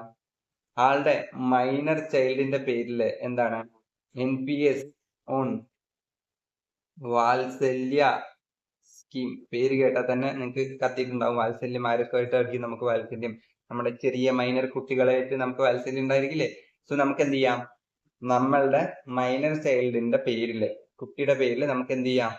ഈ പറഞ്ഞിരിക്കുന്ന NPS വാത്സല്യ സ്കീമിൽ ഡെപ്പോസിറ്റ് ചെയ്യാം. ഓക്കെ അല്ലേ? നോ. അപ്പൊ നിങ്ങൾ വിചാരിക്കുന്നുണ്ടാവും, sir the amendment here is that this is the amendment NPS on വാത്സല്യ സ്കീം. അപ്പൊ ഇവിടുത്തെ നിങ്ങളുടെ വിചാരം എന്താണ്? സാർ നമ്മളുടെ ഈ പറഞ്ഞ NPS 80 CCD 1Bയിലെ ലിമിറ്റ് 50,000 അല്ലേ? അപ്പൊ എനിക്ക് ഇവിടെ ഒരു 50,000 കിട്ടും, ഇപ്പുറത്തെ ഒരു 50,000 കിട്ടും എന്നല്ലേ? അങ്ങനെ കിട്ടില്ല. സോ നമുക്കറിയാം മാക്സിമം ലിമിറ്റ് ഈസ് 50,000. അതിനൊന്നും ചേഞ്ച് ഇല്ല. So you need to take care. Important point here is that assessee NPSൽ കോൺട്രിബ്യൂട്ട് ചെയ്താലും പ്ലസ് അസസി എന്താണ് മൈനർ ചൈൽഡിന്റെ പേരില് എന്താണ് NPS വാത്സല്യ സ്കീമിൽ കോൺട്രിബ്യൂട്ട് ചെയ്താലും ഇൻ ടോട്ടൽ പുട്ട് ടുഗദർ എത്ര വരാൻ പാടുള്ളൂ? Should be 50,000 only. So എമൗണ്ടിൽ change ഒന്നും വന്നിട്ടില്ല. ഇൻഡിവിജ്വൽ 50-50 അങ്ങനെയല്ല. എങ്ങനെയാണ് ഇവിടെ പറഞ്ഞിരിക്കുന്നത്? ടോട്ടൽ നിങ്ങൾ കോൺട്രിബ്യൂട്ട് ചെയ്തു, NPS കോൺട്രിബ്യൂട്ട് ചെയ്തു, നിങ്ങളുടെ മൈനർ ചൈൽഡിന്റെ പേരിൽ കോൺട്രിബ്യൂട്ട് ചെയ്തു. Puttu together total will be what? 50,000. അപ്പോ 50,000 ചേഞ്ച് വന്നിട്ടില്ല. ചേഞ്ചസ് ഈസ് ഓൺലി ഒരു അഡീഷണൽ സംഭവം കൂടി ഇവിടെ വന്നു. ഇത് എന്താണ് ഓൾഡ് സ്കീമിൽ നമുക്ക് എടുക്കാൻ പറ്റുന്ന ഒരു പോയിന്റ് ആയിരുന്നു അല്ലെ? 80 CCD 1B. യെസ്. ഇനി ഇവിടെ വന്നിട്ടുള്ള മേജർ ചേഞ്ചസ് എല്ലാം കിടക്കുന്ന എവിടെയാണ്? TDS TCSലാണ്. സോ എന്തൊക്കെയാണ് ആ ചേഞ്ചസ് എന്ന് നമുക്ക് നോക്കാം. So TDS TCS. ഓക്കെ, ഒന്നാമത്തെ ചേഞ്ച്, ചില സെക്ഷൻസ് ഇവിടുന്ന് റിമൂവ് ചെയ്തിട്ടുണ്ട്. ഏതൊക്കെയാണ് സെക്ഷൻസ് നോക്കാം. ഓക്കെ, ചില സെക്ഷൻസ് റിമൂവ് ചെയ്തിട്ടുണ്ട്. ഏതൊക്കെയാണ് സെക്ഷൻസ് നോക്കാം. ഒന്ന്, സെക്ഷൻ 206AB TDS. ഇത് TDSൽ വരുന്ന സെക്ഷൻ ആണ്. നോക്കാം എന്താണെന്ന്. ഫോർ എക്സാമ്പിൾ, നമ്മൾ പ്രീവിയസ് ഇയർ 24-25 നിൽക്കുന്ന ഒരാളാണ്. നമ്മൾ വേറൊരാൾക്ക് ഒരു പേയ്മെന്റ് കൊടുത്തു. അപ്പൊ നമ്മൾ ആൾക്ക് എന്താണ് TDS അപ്ലിക്കബിൾ ആണെങ്കിൽ അല്ലെങ്കിൽ TCS ഒക്കെ അപ്ലിക്കബിൾ ആണെങ്കിൽ നമ്മൾ അത് ഡിഡക്ട് ചെയ്തിട്ട് നമ്മൾ പേയ്മെന്റ് ചെയ്യാൻ പാടുള്ളൂ. കറക്റ്റ് അല്ലേ? അതാണ് TDS കോൺസെപ്റ്റ്. ഇനി ഈ ആള് പൈസ റിസീവ് ചെയ്യുന്ന ആള് പ്രീവിയസ് ഇയർ 22-23 എന്ന് വെച്ച് കഴിഞ്ഞാൽ എന്താണ് 2 years ബാക്കില് ആൾ എന്ത് ചെയ്തിട്ടില്ല? ITR ഫയൽ ചെയ്തിട്ടില്ല. ആൻഡ് അയാളുടെ TDS ആൻഡ് TCSന്റെ ടോട്ടൽ എമൗണ്ട് 50,000 എബോ പോവുകയും ചെയ്തു. Then the TDS rate will be 2 into 2 into rate or 5% which is higher. അതായത് സപ്പോസിംഗ്ലി നോർമൽ റേറ്റ്, എന്താണ് ഈ റേറ്റ് ഉദ്ദേശിച്ചത്? നമ്മുടെ നോർമൽ റേറ്റ്, സപ്പോസിംഗ്ലി നോർമൽ റേറ്റ് 10 ആണ്. അപ്പൊ നിങ്ങൾ എന്താണ് ഇത്തരം കാറ്റഗറി വരുന്ന ആൾക്കാണ് പേയ്മെന്റ് കൊടുക്കുന്നതെങ്കിൽ നിങ്ങളുടെ TDS റേറ്റ് വിൽ ബി എത്രയായിരിക്കും? 10 into 2 എത്രയായിരിക്കും? 20 or 5%. വിച്ചർ ഈസ് ഹയർ 20 അല്ലേ? 20 പിടിക്കേണ്ടി വരും. സപ്പോസിംഗ്ലി നിങ്ങളുടെ TDS റേറ്റ് 1% ആയി വിചാരിക്കുക. അപ്പൊ 2 into 1% പറഞ്ഞു കഴിഞ്ഞാൽ 2% ഓർ 5% വിച്ചർ ഈസ് ഹയർ 5 അല്ലേ? ഓക്കെ, സോ അങ്ങനെ വേണമായിരുന്നു TDS പിടിക്കാൻ. Now the thing is that ആ സാധനം റിമൂവ് ചെയ്തു. ഇതേപോലെ ഒരു സെക്ഷൻ TCS ഉണ്ടായിരുന്നു. അതായത് 2 കൊല്ലം നമ്മൾ എന്ത് ചെയ്തിട്ടില്ല, 2 കൊല്ലം നമ്മൾ ITR ഫയൽ ചെയ്തിട്ടില്ല. അത് മാത്രമല്ല അന്നത്തെ TDS GCS ടോട്ടൽ 50,000 എക്സീഡ് ചെയ്ത് പോകുന്ന കേസിൽ TCS ആണ് അവർക്ക് വരുന്നതെങ്കിൽ ഇതുപോലെ ഒരു സെക്ഷൻ അവിടെ ഉണ്ടായിരുന്നു. പേടിക്കണ്ട, അതും പിടിച്ച് റിമൂവ് ചെയ്തിട്ടുണ്ട്. 206 CCA അത് TCSനായിരുന്നു, അതിനും പിടിച്ച് റിമൂവ് ചെയ്തിട്ടുണ്ട്. അപ്പൊ അങ്ങനെ മൊത്തം 3 സെക്ഷൻ റിമൂവ് ചെയ്തിട്ടുണ്ട്. അതിൽ 2 സെക്ഷനാണ് ഇത്. ഇനി 3 നമുക്ക് വേറൊരു ഇമ്പോർട്ടന്റ് സെക്ഷൻ ഉണ്ടായിരുന്നു, ഒരു 206C1H എന്ന് പറഞ്ഞിട്ടുള്ളത്. നിങ്ങൾക്ക് ഓർമ്മ ഉണ്ടോന്ന് അറിയില്ല. TDS 194Q എന്താണ്? ബയ്യറിന്റെ പോയിന്റ് ഓഫ് വ്യൂല് നോക്കിയിട്ട് നിങ്ങൾ TDS കളക്ട് ചെയ്യുന്ന ഒരു പോർഷൻ ഉണ്ടായിരുന്നില്ലേ? സെയിം വേ TCSന് അത് എന്തായിരുന്നു? 206C1H എന്ന് പറഞ്ഞിട്ട് ഒരു സംഭവമായിരുന്നു. ആ സെക്ഷൻ ഇപ്പൊ എടുത്ത് റിമൂവ് ചെയ്തിട്ടുണ്ട്. റിമൂവ് ചെയ്ത് ഏതാണ്? 194Q റിമൂവ് ചെയ്തിട്ടില്ല. റിമൂവ് ചെയ്ത സെക്ഷൻ എന്താണ്? ഇത് മാത്രമാണ് റിമൂവ് ചെയ്തത്. ഇതിനെ പിടിച്ചിട്ട് റിമൂവ് ചെയ്തു. അപ്പൊ ഇനി 194Q മാത്രമേ ഉള്ളൂ. ഓക്കെ, ബയ്യറിന്റെ പോയിന്റ് ഓഫ് വ്യൂല് മാത്രം നോക്കിയാൽ മതി. നൗ ദ മേജർ ചേഞ്ചസ് വന്നിട്ടുള്ളത് എവിടെയാണ്? ഈ പറഞ്ഞിരിക്കുന്ന TDS റേറ്റ് ചേഞ്ച് വന്നിട്ടുണ്ട്. അതുപോലെ TDSന്റെ ലിമിറ്റിലും ചേഞ്ചസ് വന്നിട്ടുണ്ട്. എന്തൊക്കെയാണെന്ന് നോക്കാം. ഓക്കെ അല്ലേ? നമ്മൾ എങ്ങനെ നോക്കാൻ പോകുന്നതെന്ന് വെച്ച് കഴിഞ്ഞാൽ ഇവിടെ ഓൾഡ് റെജിം ഉണ്ടായിരിക്കും.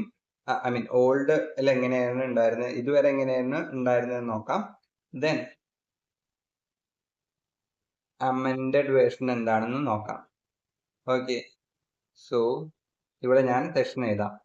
Section 193 interest on securities. Interest on securities പഠിച്ച ഓർമ്മയില്ലേ? എങ്ങനെയായിരുന്നു പണ്ട്? ഇതുവരെ എങ്ങനെയായിരുന്നു?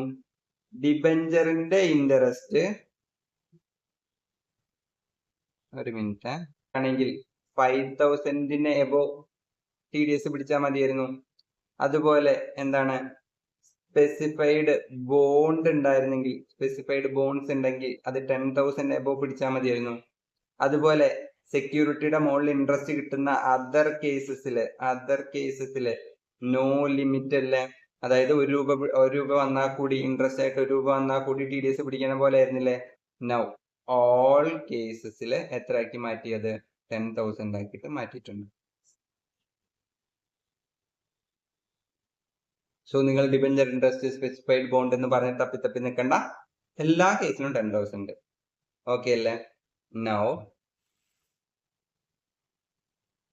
2 സെക്ഷൻ 194A ഇതെന്തായിരുന്നു? Interest on other than securities. അതായത് നോർമൽ ഇൻട്രസ്റ്റ്, സെക്യൂരിറ്റിയുടെ മുകളിൽ ഇൻട്രസ്റ്റ് കിട്ടുന്നതെങ്കിൽ 193. 194A എന്താണ്? വേറെ ഇൻട്രസ്റ്റ് കിട്ടില്ലേ? ബാങ്കിൽ നിന്ന് ഇൻട്രസ്റ്റ് കിട്ടും, അങ്ങനത്തെ cooperative bank, post office interest കിട്ടില്ലേ? ആ കേസസില് പണ്ട് ഡിഡക്ടർ. എന്താ ഡിഡക്ടർ എന്ന് പറഞ്ഞു കഴിഞ്ഞാൽ? ഇൻട്രസ്റ്റ് തരുന്ന ആള്. ഓക്കെ, ബേസിക്കലി നിങ്ങൾക്ക് ഇൻട്രസ്റ്റ് തരുന്നത് ബാങ്ക് അല്ലെങ്കിൽ പോസ്റ്റ് ഓഫീസ് ഒക്കെ ആണെങ്കിൽ നമ്മള് ഈ പറഞ്ഞ ഇൻട്രസ്റ്റ് കിട്ടുന്ന ആളുടെ വയസ്സ് 60-ന് മുകളിലാണെങ്കിൽ എത്രയാണ്? 50,000 മുകളിൽ ഇൻട്രസ്റ്റ് തരുന്നുണ്ടെങ്കിൽ TDS കൊടുത്താൽ മതി, TDS പിടിച്ചാൽ മതി.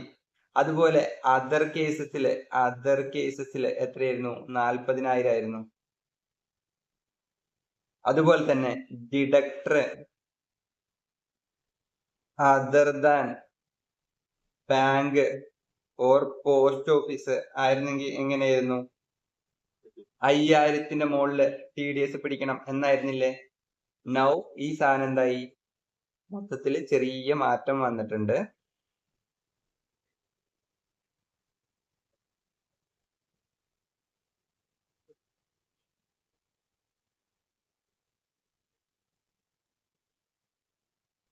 ഇവിടെ എന്താ ചേഞ്ച് വന്നിട്ടുള്ളത്?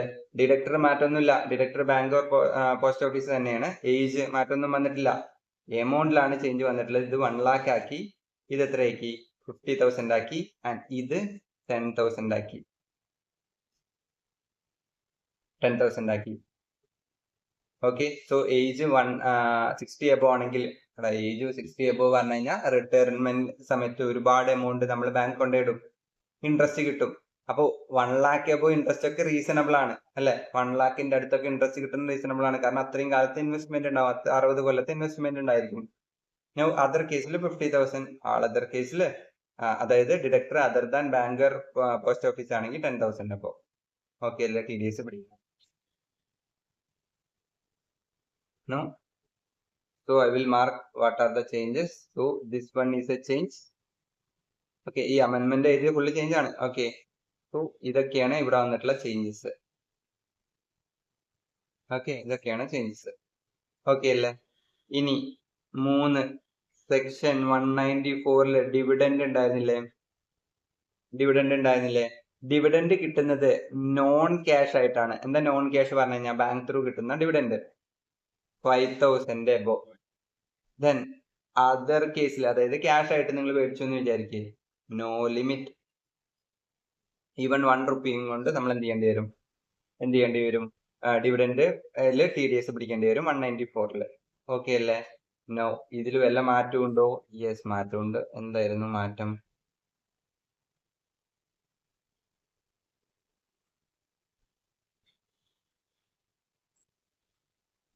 എന്താണ് മാറ്റം? ഇത് 10,000 ആക്കി, ബാക്കി കേസിൽ മാറ്റമില്ല. So the change here is the 10,000. So ഇവിടെ എന്താണ്? നോർമൽ സെക്യൂരിറ്റിയുടെ മുകളിലെ TDS എത്രയായിരുന്നു?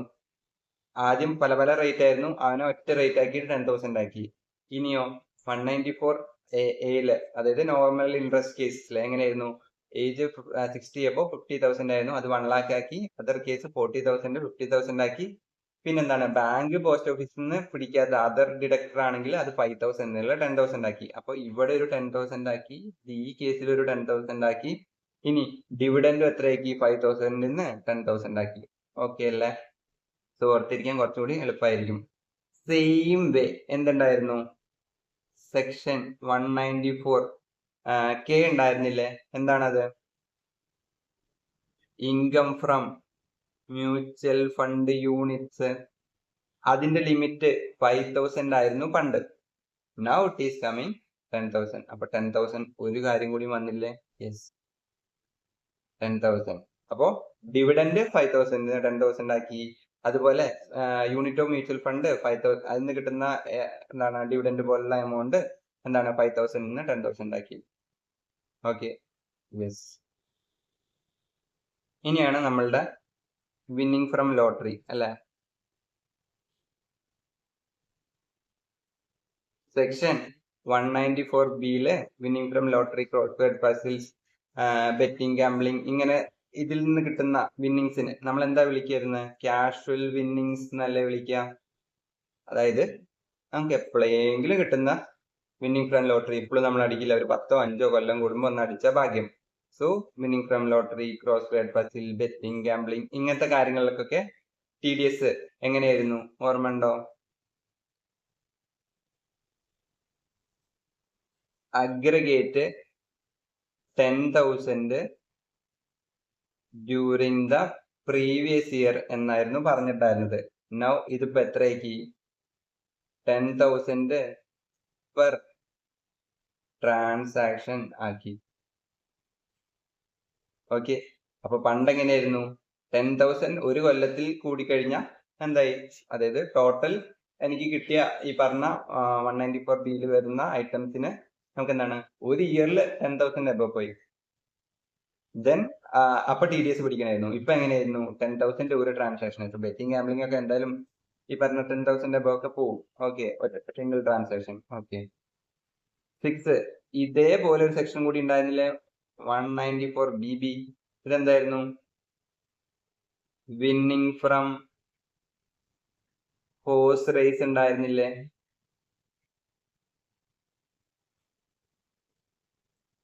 ഒരു ചേഞ്ചും ഇല്ല, ഇതേ സംഭവം തന്നെയായിരുന്നു അവിടെയും. അതായത് പണ്ട് എങ്ങനെയായിരുന്നു, അഗ്രിഗേറ്റ് ഒരു ഇയറിൽ പ്രീവിയസ് ഇയറിൽ എത്രയാ 10,000 above പോയി കഴിഞ്ഞാൽ എന്ത് ചെയ്യണം, 194BBയിൽ TDS പിടിക്കണം. ഇപ്പൊ എന്താക്കി, 10,000 എന്താക്കി, പെർ ട്രാൻസാക്ഷൻ ആക്കിയില്ലേ? പെർ ട്രാൻസാക്ഷൻ ആക്കിയില്ലേ? യെസ്. ഓക്കെ, പെർ ട്രാൻസാക്ഷൻ ആക്കി. നൗ ഇനി നമുക്ക് കമ്മീഷനിലോട്ട് കിടക്കാം. നമുക്കിവിടെ TDSൽ 3 തരം കമ്മീഷൻസ് ഉണ്ടായിരുന്നു അല്ലെ? 3 തരം കമ്മീഷൻസ് ഉണ്ടായിരുന്നു. ഏതൊക്കെയായിരുന്നു? 7 സെക്ഷൻ 94D എന്താണ്? Insurance commission. അതുപോലെ 8 സെക്ഷൻ 194G എന്താണത്? Lottery commission. അതുപോലെ 9 സെക്ഷൻ 194H നോർമൽ വരുന്ന അതർ കമ്മീഷൻ.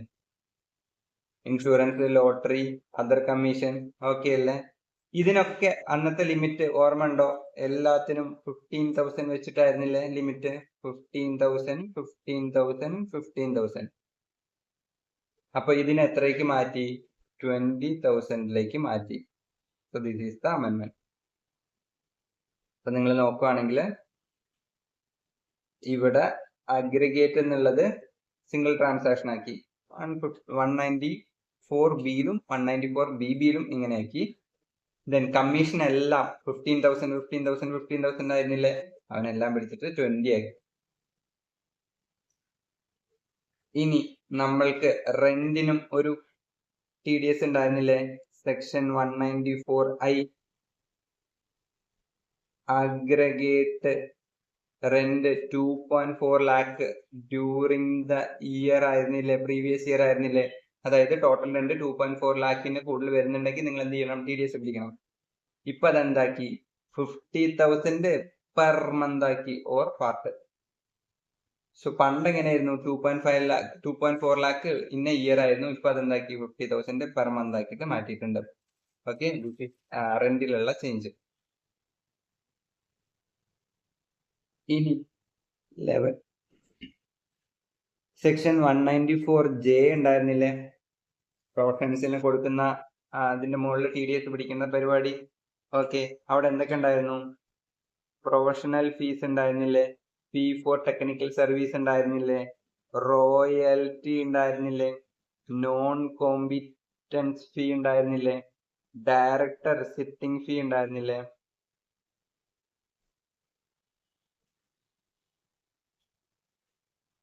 ഇതിനൊക്കെ സെപ്പറേറ്റ് ലിമിറ്റ് അല്ലേ? ഇതിന് മൊത്തത്തിൽ 30,000 ആയിരുന്നോ പണ്ട്? അല്ല, സെപ്പറേറ്റ് ലിമിറ്റ് ആയിരുന്നു. അപ്പോ സെപ്പറേറ്റ് ലിമിറ്റ് ആയിരുന്നു പണ്ട്. ഇപ്പോഴും അങ്ങനെ തന്നെയാണ്, മാറ്റമൊന്നുമില്ല. ആ എമൗണ്ട് ആണ് ചേഞ്ച് വന്നിട്ടുള്ളത്. നോക്കുവാണെങ്കിൽ എന്താണ്? പ്രൊഫഷണൽ ഫീ പണ്ട് 30,000 ആയിരുന്നില്ലേ? Then fee for technical service, that one also 30,000. Then royalty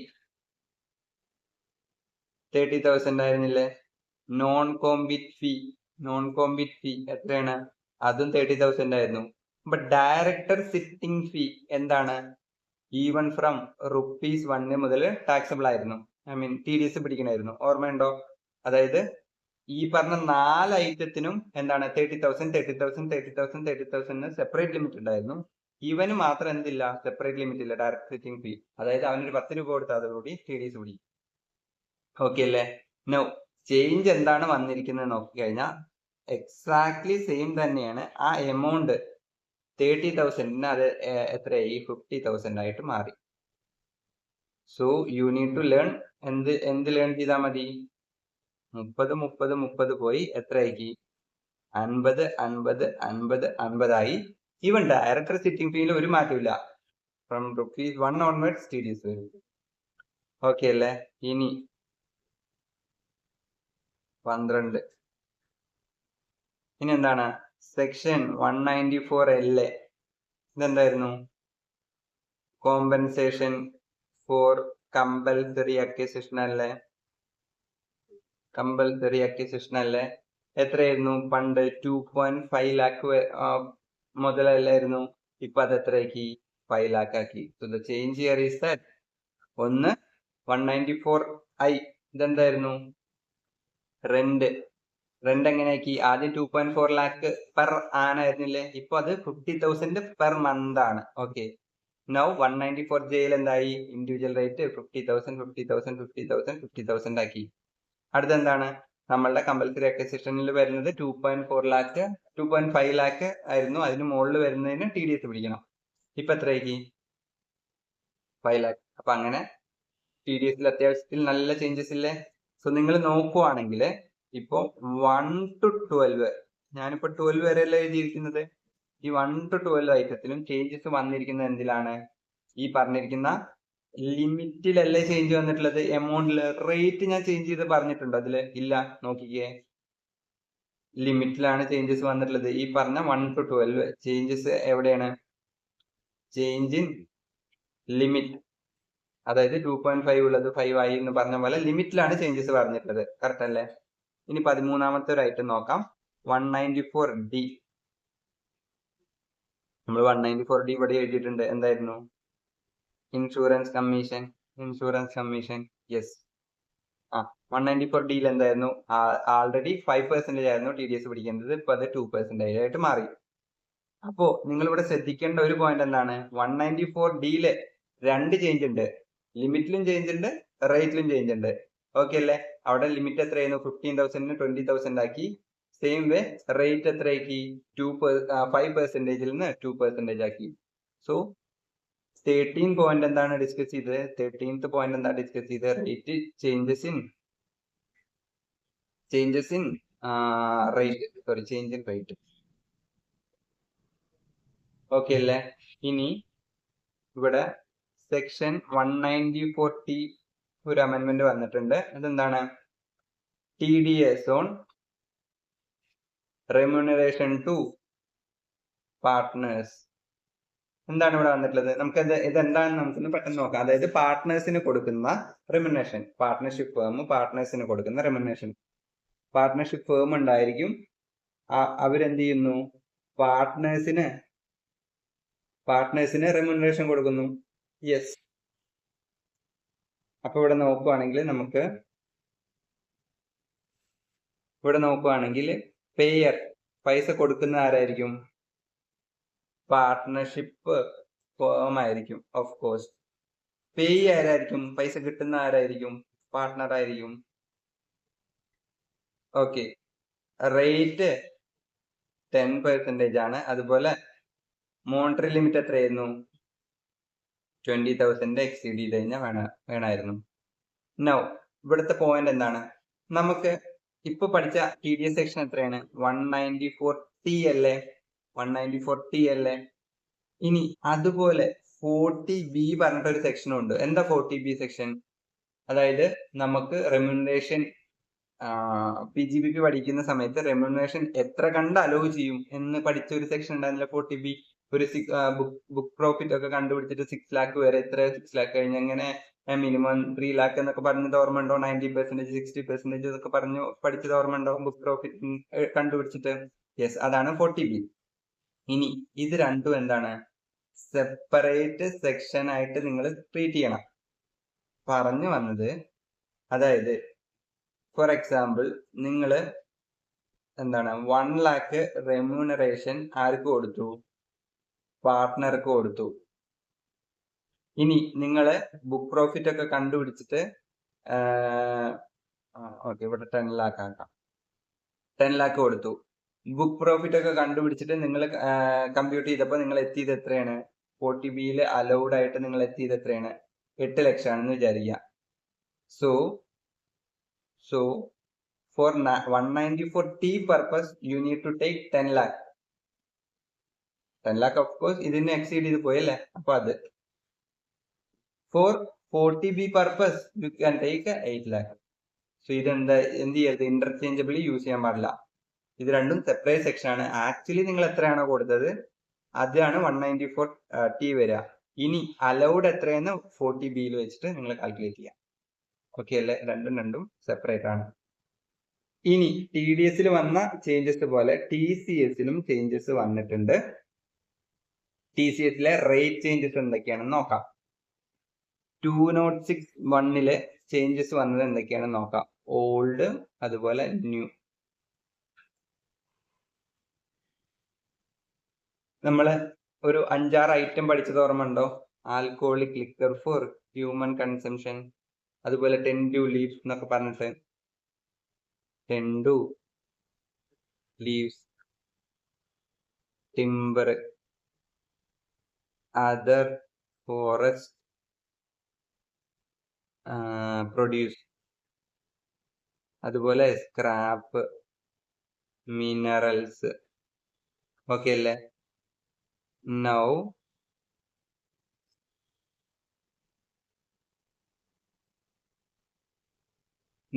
rate എത്രയാണ്? 1%, 5%, 2.5%, 2.5%, 1%, 1%. എങ്ങനെയായിരുന്നില്ലേ? ന്യൂ റേറ്റ് എന്താണ്? 1%, 5%, ഇത് 2%, ഇത് 2%, ഇത് 1. ഇവിടുത്തെ ചേഞ്ചസ് ഏതാണ്? ഇതൊരു ചേഞ്ച്, ഇതൊരു ചേഞ്ച്. ഓക്കെ അല്ലേ? ഇതാണ് ഇവിടുത്തെ വന്നിട്ടുള്ള ചേഞ്ച്. Okay, done. അപ്പൊ നിങ്ങൾ ഏതൊക്കെ പഠിച്ചാൽ മതി? ടിംബറും അതുപോലെ അതർ ഫോറസ്റ്റ് പ്രൊഡ്യൂസേഴ്സ്. എത്രയായിരുന്നു? 2.5 ആയിരുന്നു ആദ്യം TCS. Now it is 2. This is the change. ഇനി നിങ്ങള് സെക്ഷൻ 206(1)(f) കാറ് മേടിക്കുമ്പോൾ, മോട്ടോർ കാർ മേടിക്കുമ്പോൾ ഉള്ളൊരു TDS ഓർമ്മ ഉണ്ടോ? 10 lakh അബോ. ഓക്കെ, നമുക്ക് ഒന്നുകൂടി അതൊന്ന് നോക്കാം. നിങ്ങളൊരു ബയ്യർ ആണ്. നിങ്ങൾ എന്ത് ചെയ്തു? ഫോർ എക്സാമ്പിൾ ഒരു മാരുതി കാർ മേടിക്കാൻ പോവാണ്. മാരുതിയോ അല്ലെങ്കിൽ ഇന്നോവയോ അങ്ങനെ ഒരു കാർ മേടിക്കാൻ പോവാണ്. സോ നടക്കുന്ന എന്താണ്? സെല്ലർ നമുക്ക് എന്ത് തരും? മോട്ടോർ കാർ തരും. നമ്മൾ എന്ത് ചെയ്യും? പേ കൊടുക്കും. അതെന്തായിരിക്കണം? 10 ലക്ഷത്തിന് എബോ ആയിരിക്കണം. TCS വരണമെങ്കിൽ 10 ലക്ഷത്തിന് എബോ ആയിരിക്കണം. TCS rate will B 1%. അപ്പോ സെല്ലർ എന്ത് ചെയ്യണം? 10 lakhും കളക്ട് ചെയ്യണം. ഇൻ അഡീഷൻ ടു ദാറ്റ് ഈ 1% എന്തും കളക്ട് ചെയ്യണം. ഓൺ സെയിൽസ് എമൗണ്ടും കളക്ട് ചെയ്യണം. ഓക്കെ അല്ലേ? ഇത് നമ്മൾ പഠിച്ചതല്ലേ സാർ? ഇത് നമ്മൾ പഠിച്ചതാണ്. ഇതാണോ അമെന്റ്മെന്റ്? അല്ല, ഇത് ഓൾറെഡി ഉള്ളതാണ്. അവിടെ ഫണ്ട് എന്തായിരുന്നു? മോട്ടോർ കാറും ഉണ്ടായിരുന്നു, അതുപോലെ എന്തായിരുന്നു? സം നോട്ടിഫൈഡ് ഗുഡ്സും ഉണ്ടായിരുന്നു. എന്താണ്? മോട്ടോർ കാറും ഉണ്ടായിരുന്നു, അതുപോലെ നോട്ടിഫൈഡ് ഗുഡ്സും ഉണ്ടായിരുന്നു. സോ അന്ന് നോട്ടിഫൈഡ് ഗുഡ്സ് എന്തൊക്കെയാണെന്ന് നോട്ടിഫൈ ചെയ്തിട്ടുണ്ടായിരുന്നില്ല. ഇന്ന് അവരെന്ത് ചെയ്തു? അതിനെ പിടിച്ചിട്ട് നോട്ടിഫൈ ചെയ്തു. സോ നോട്ടിഫൈഡ് ഗുഡ്സ് എന്തൊക്കെയാണെന്ന് നോക്കാം. അമെന്റ്മെന്റ് ഹിയർ ഈസ് ദാറ്റ് ഈ നോട്ടിഫൈഡ് ഗുഡ്സ് നോട്ടിഫൈ ചെയ്തു. That is the amendment. Okay, എന്തൊക്കെയാണെന്ന് നോക്കാം. ഓക്കെ, ഇതിൽ വരുന്ന പ്രോഡക്റ്റ് എന്തൊക്കെയാണെന്ന് നോക്കാം. സോ നോട്ടിഫൈഡ് ഗുഡ്സ്, നോട്ടിഫൈഡ് ചെയ്ത സാധനങ്ങൾ ലിസ്റ്റ് ഔട്ട് ചെയ്തിട്ടുണ്ട്. എന്തൊക്കെയായിരുന്നു? Wrist watch, any art piece like antique painting, sculpture, any എന്താണ് coin collection, stamp, yacht, rowing boat, canoe, helicopter, pair of sunglass, bag, hand bag, അങ്ങനത്തെ കാര്യങ്ങൾ, purse, shoes, sports wear equipments, then any sports wear equipment like golf kit, sky wear, home theater, then horse club or polo. അപ്പൊ ഇത്രയും സാധനം notify ചെയ്തിട്ടുണ്ട്. അപ്പൊ നിങ്ങൾ വിചാരിക്കുന്നുണ്ടാവും, for example ഞാൻ നാളെ പോയിട്ട് ഒരു പെയർ ഓഫ് ഷൂസ് മേടിച്ചു 500 രൂപയ്ക്ക്. എനിക്ക് TCS വരുമോ? ഓഫ്കോഴ്സ് വരില്ല. ഇതാർക്കാണ്? 10 lakh അബോ പോകണം. ഓക്കെ, 10 lakh അബോ പോകണം. അല്ലാതെ ചുമ്മാ ചെറിയ പേയ്മെന്റ്സിന് വരില്ല. സോ മോട്ടോർ കാറിൽ ചേഞ്ച് ഉണ്ടോ? മോട്ടോർ കാറിൽ ഒരു ചേഞ്ചും ഇല്ല. അന്നും ഇന്നും മോട്ടോർ കാർ ഉണ്ട്. ഇൻ അഡീഷൻ ടു ദാറ്റ് എന്ത് വന്നു? നോട്ടിഫൈഡ് ഗുഡ്സ് ആയിട്ട് ഇത്രയും ഐറ്റം വന്നു. ഇത്രയും ഇപ്പൊ റിസ്റ്റ് വാച്ച്, അതുപോലെ ആന്റിക്ക്, പഴയ സാധനങ്ങള്, ഈ പറയുന്ന പോലെ ബോട്ട്, അങ്ങനത്തെ കാര്യങ്ങളൊക്കെ ഒന്ന് ആലോചിച്ച് നോക്കി. ഹൈ പ്രൈസിന് നിങ്ങൾ മേടിക്കുകയാണെങ്കിൽ, ഹൈ പ്രൈസ് മീൻസ് ഇപ്പൊ നിങ്ങളിപ്പോ ഫേസ്ബുക്കിലൊക്കെ നിങ്ങൾ കാണാറുണ്ട്, അല്ലെങ്കിൽ ഇൻസ്റ്റാഗ്രാമിലൊക്കെ കാണാണ്ടായിരിക്കും മോഹൻലാല് എന്താണ് 24 ലക്ഷത്തിന്റെ വാച്ച്, അതുപോലെ ദുൽഖർ സൽമാന് 50 ലക്ഷത്തിന്റെ ഷൂസ്, അങ്ങനെയൊക്കെ കാണാറുണ്ടല്ലേ.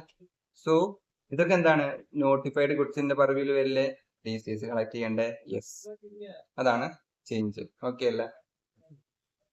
നൗ ഒരു സെക്ഷനും കൂടിയുണ്ട് TCSല്, 206 1G. എന്താണ്? Remittance of foreign currency.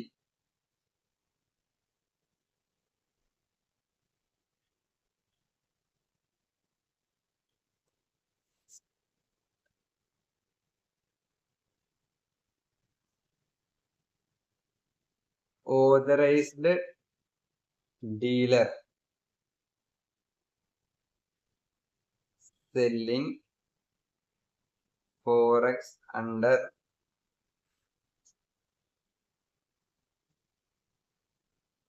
എന്താണ്? LBR, ലിബറലൈസ്ഡ്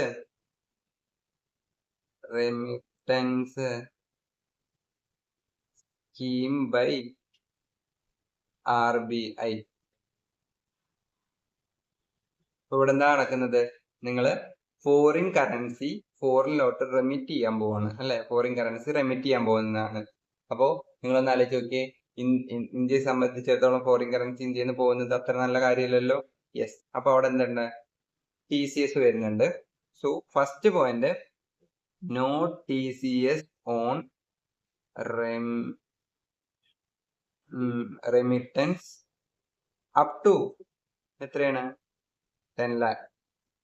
10 lakh വരെ നിങ്ങൾ റെമിറ്റ് ചെയ്തോ, ഇതുവഴി നിങ്ങൾ 10 lakh വരെ റെമിറ്റ് ചെയ്തു. ഓതറൈസ്ഡ് ഡീലർ വഴി നിങ്ങൾ എന്താണ്, ഫോറിൻ കറൻസി എന്ത് ചെയ്തു? റെമിറ്റ് ചെയ്തു, അയച്ചു. 10 ലക്ഷം വരെ ഓക്കെയാണ്, 10 ലക്ഷം വരെ കുഴപ്പമില്ല. നൗ 10 ലക്ഷം ക്രോസ് ചെയ്ത് കഴിഞ്ഞാൽ എന്ത് വരും? TCS on excess, which means 10 ലക്ഷത്തിന്റെ എക്സസ് മാത്രമേ നമുക്ക് എന്ത് കൊടുക്കേണ്ട ആവശ്യമുള്ളൂ? TCS പിടിക്കേണ്ട ആവശ്യമുള്ളൂ, അല്ലെങ്കിൽ TCS വരുള്ളൂ. ഓക്കെ, നമുക്ക് എക്സാമ്പിൾ എഴുതാം, അപ്പൊ നിങ്ങൾക്ക് കാര്യമായിട്ട് പിടികിട്ടും. 10 ലക്ഷം വരെ എന്തായാലും ഇല്ല. ഓക്കെ, നൗ സപ്പോസിംഗ്ലി നിങ്ങൾ എന്ത് ചെയ്തു? റെമിറ്റ് ചെയ്യുന്നത് ഫോർ എക്സാമ്പിൾ നിങ്ങൾ മെഡിക്കൽ അതുപോലെ എഡ്യൂക്കേഷണൽ പേർപ്പസിനാണ്. എന്താണ് ഇത്? അതർ ദാൻ ലോൺ ആണ്. TCS റേറ്റ് 5% ആണ്. ഓക്കെ, ഇത് റേറ്റ് വന്നിട്ട് 5%. മെഡിക്കൽ അതുപോലെ എഡ്യൂക്കേഷൻ അതർ ദാൻ ലോൺ ആണ് 5%. അടുത്തത് നിങ്ങൾ വേറെ എന്തെങ്കിലും പർപ്പസിന് വേണ്ടിയിട്ടാണ് എടുത്തിരിക്കുന്നത്, rate will be 20. So medical അതുപോലെ education purpose other than loan ആണെങ്കിൽ 5%. നൗ സപ്പോസിംഗ്ലി നിങ്ങൾ 80E പർപ്പസിലെ ലോൺ എടുത്തിരിക്കുന്നത്. 80E അറിയാലോ, ചാപ്റ്റർ 6 നമ്മൾ പഠിച്ച സാധനം 80E. സോ 80E ലോൺ ആണെങ്കിലോ, so the rate will be എങ്ങനെയായിരിക്കും? Rate will be for medical education purpose other than loan 5%, other loan 20%, then 80E loan ആണെങ്കിൽ 0.5. ഓക്കെ അല്ലേ? ഞാൻ നിങ്ങൾക്ക് ഒരു എക്സാമ്പിൾ തരാം. നിങ്ങൾ റെമിറ്റ് ചെയ്തത് 12 lakh rupees ആണെന്ന് വിചാരിക്കുക, 12 lakh worth rupees ആണെന്ന് വിചാരിക്കുക. നമ്മൾ പറഞ്ഞു 10 lakh വരെ എന്താണ്? 10 lakh വരെ എന്താണ്? TCS ഇല്ല. ദെൻ എക്സസിന് TCS വരുന്നല്ല പറഞ്ഞത്, എക്സസിന് TCS വരുന്നല്ല പറഞ്ഞത്. എത്രയായിരിക്കും TCS വരിക? എക്സസ് 2 lakh ആണ്. ആ എക്സസിന് നമ്മൾ പറഞ്ഞ പോലെ 5% വരാം, അല്ലെങ്കിൽ 20% വരാം, അല്ലെങ്കിൽ 0.5% വരാം. ഇങ്ങനെ റേറ്റ് വരാം. എക്സസിന് മാത്രമേ വരുള്ളൂ. ഓക്കെ അല്ലേ? സോ ഇതെന്താണ്? ഇപ്പൊ നിങ്ങൾ വേണമെങ്കിൽ ഒന്ന് നോട്ട് ചെയ്തോളൂ. ഈ പറഞ്ഞ 10 lakh, ഈ പറഞ്ഞ rupees 10 lakh ഈസ് എന്താണ്? അഗ്രഗേറ്റ് ലിമിറ്റ് ആണ്. എന്താണ്? Not per transaction. അതായത് നിങ്ങൾ ടോട്ടൽ ലിമിറ്റ് ആണ് എത്ര വരുന്നത്? 10 lakh. അല്ലാതെ ഇതിന് 10 ഇതിന് 10 ഇതിന് 10 അങ്ങനെയാണോ? അല്ല. ഓക്കെ അല്ലേ? യെസ്. ഇനി നിങ്ങൾ റെമിറ്റ് ചെയ്യുന്നത് എന്തിനാണ്? ടൂർ പർപ്പസിനാണ്, അല്ലെങ്കിൽ ടൂർ പാക്കേജിന്റെ പരിപാടിക്ക് വേണ്ടിയിട്ടാണ്. അപ്പോ എന്ത് ചെയ്യുന്നു? Seller of overseas tour package. Tour പാക്കേജിനാണെങ്കിലോ അതിനെന്തില്ല, നോ ത്രഷോൾഡ് ലിമിറ്റ്. അതായത് അപ് ടു 10 lakh 5% ആണ്. thereafter 20% ആണ്. ഫോർ എക്സാമ്പിൾ നിങ്ങൾ എന്താണ് ഓവർസീസ് ടൂർ പാക്കേജിന്റെ പേരിലാണ് അയച്ചിട്ടുണ്ടെങ്കിൽ, for example same example 12 lakh 12 lakh limit ഉണ്ടോ? 12 lakh 10 lakh ലിമിറ്റ് ഉണ്ടോ? 10 lakh ലിമിറ്റ് ഇവിടെ ഉള്ളൂ അല്ലെ. ടൂർ പാക്കേജിന് ലിമിറ്റ് ഉണ്ടോ? ഇല്ല. LBR വഴി അയച്ചത് മാത്രമേ ഉള്ളൂ. Forex centre LBR by RBI മാത്രമേ ഉള്ളൂ ആ ലിമിറ്റ്. സോ 10 lakh കിട്ടുക. സോ ഇവിടെ നടക്കാൻ പോകുന്നത് എന്താണ്, 10 lakh 5%, എക്സസ് ആയ 2 lakh 20% TCS വരും. ഓക്കെ അല്ലേ? ഇതാണ് നമ്മളുടെ ഒരു കാര്യം. ഇനി ഇതിൽ ചേഞ്ചസ് എവിടെയാണ്? ഇത് നമ്മളും പഠിച്ചതല്ലേ എന്ന് നിങ്ങൾ ചോദിക്കുന്നുണ്ടെങ്കിൽ, ചേഞ്ചസ് വന്നിട്ടുള്ളത് ഈ 10 lakh ഓക്കെ അല്ലേ? പണ്ട് ഇത് എത്രയായിരുന്നു? 7 lakh ആയിരുന്നു. നൗ അതെന്താക്കി? 10 lakh ആക്കി. So this is your changes. I hope it is clear. Okay അല്ലേ? ഇനി അതേപോലെ റിട്ടേൺ ഫയലിംഗിലും ഒരു ചെറിയ ചേഞ്ചസ് വന്നിട്ടുണ്ട്. അതായത് അപ്ഡേറ്റഡ് റിട്ടേൺ നിങ്ങൾ ഫയൽ ചെയ്യുന്നുണ്ടെങ്കിൽ അതിലൊരു ചേഞ്ചസ് വന്നിട്ടുണ്ട്. Okay, return filing section 139(8). What is this? Updated return.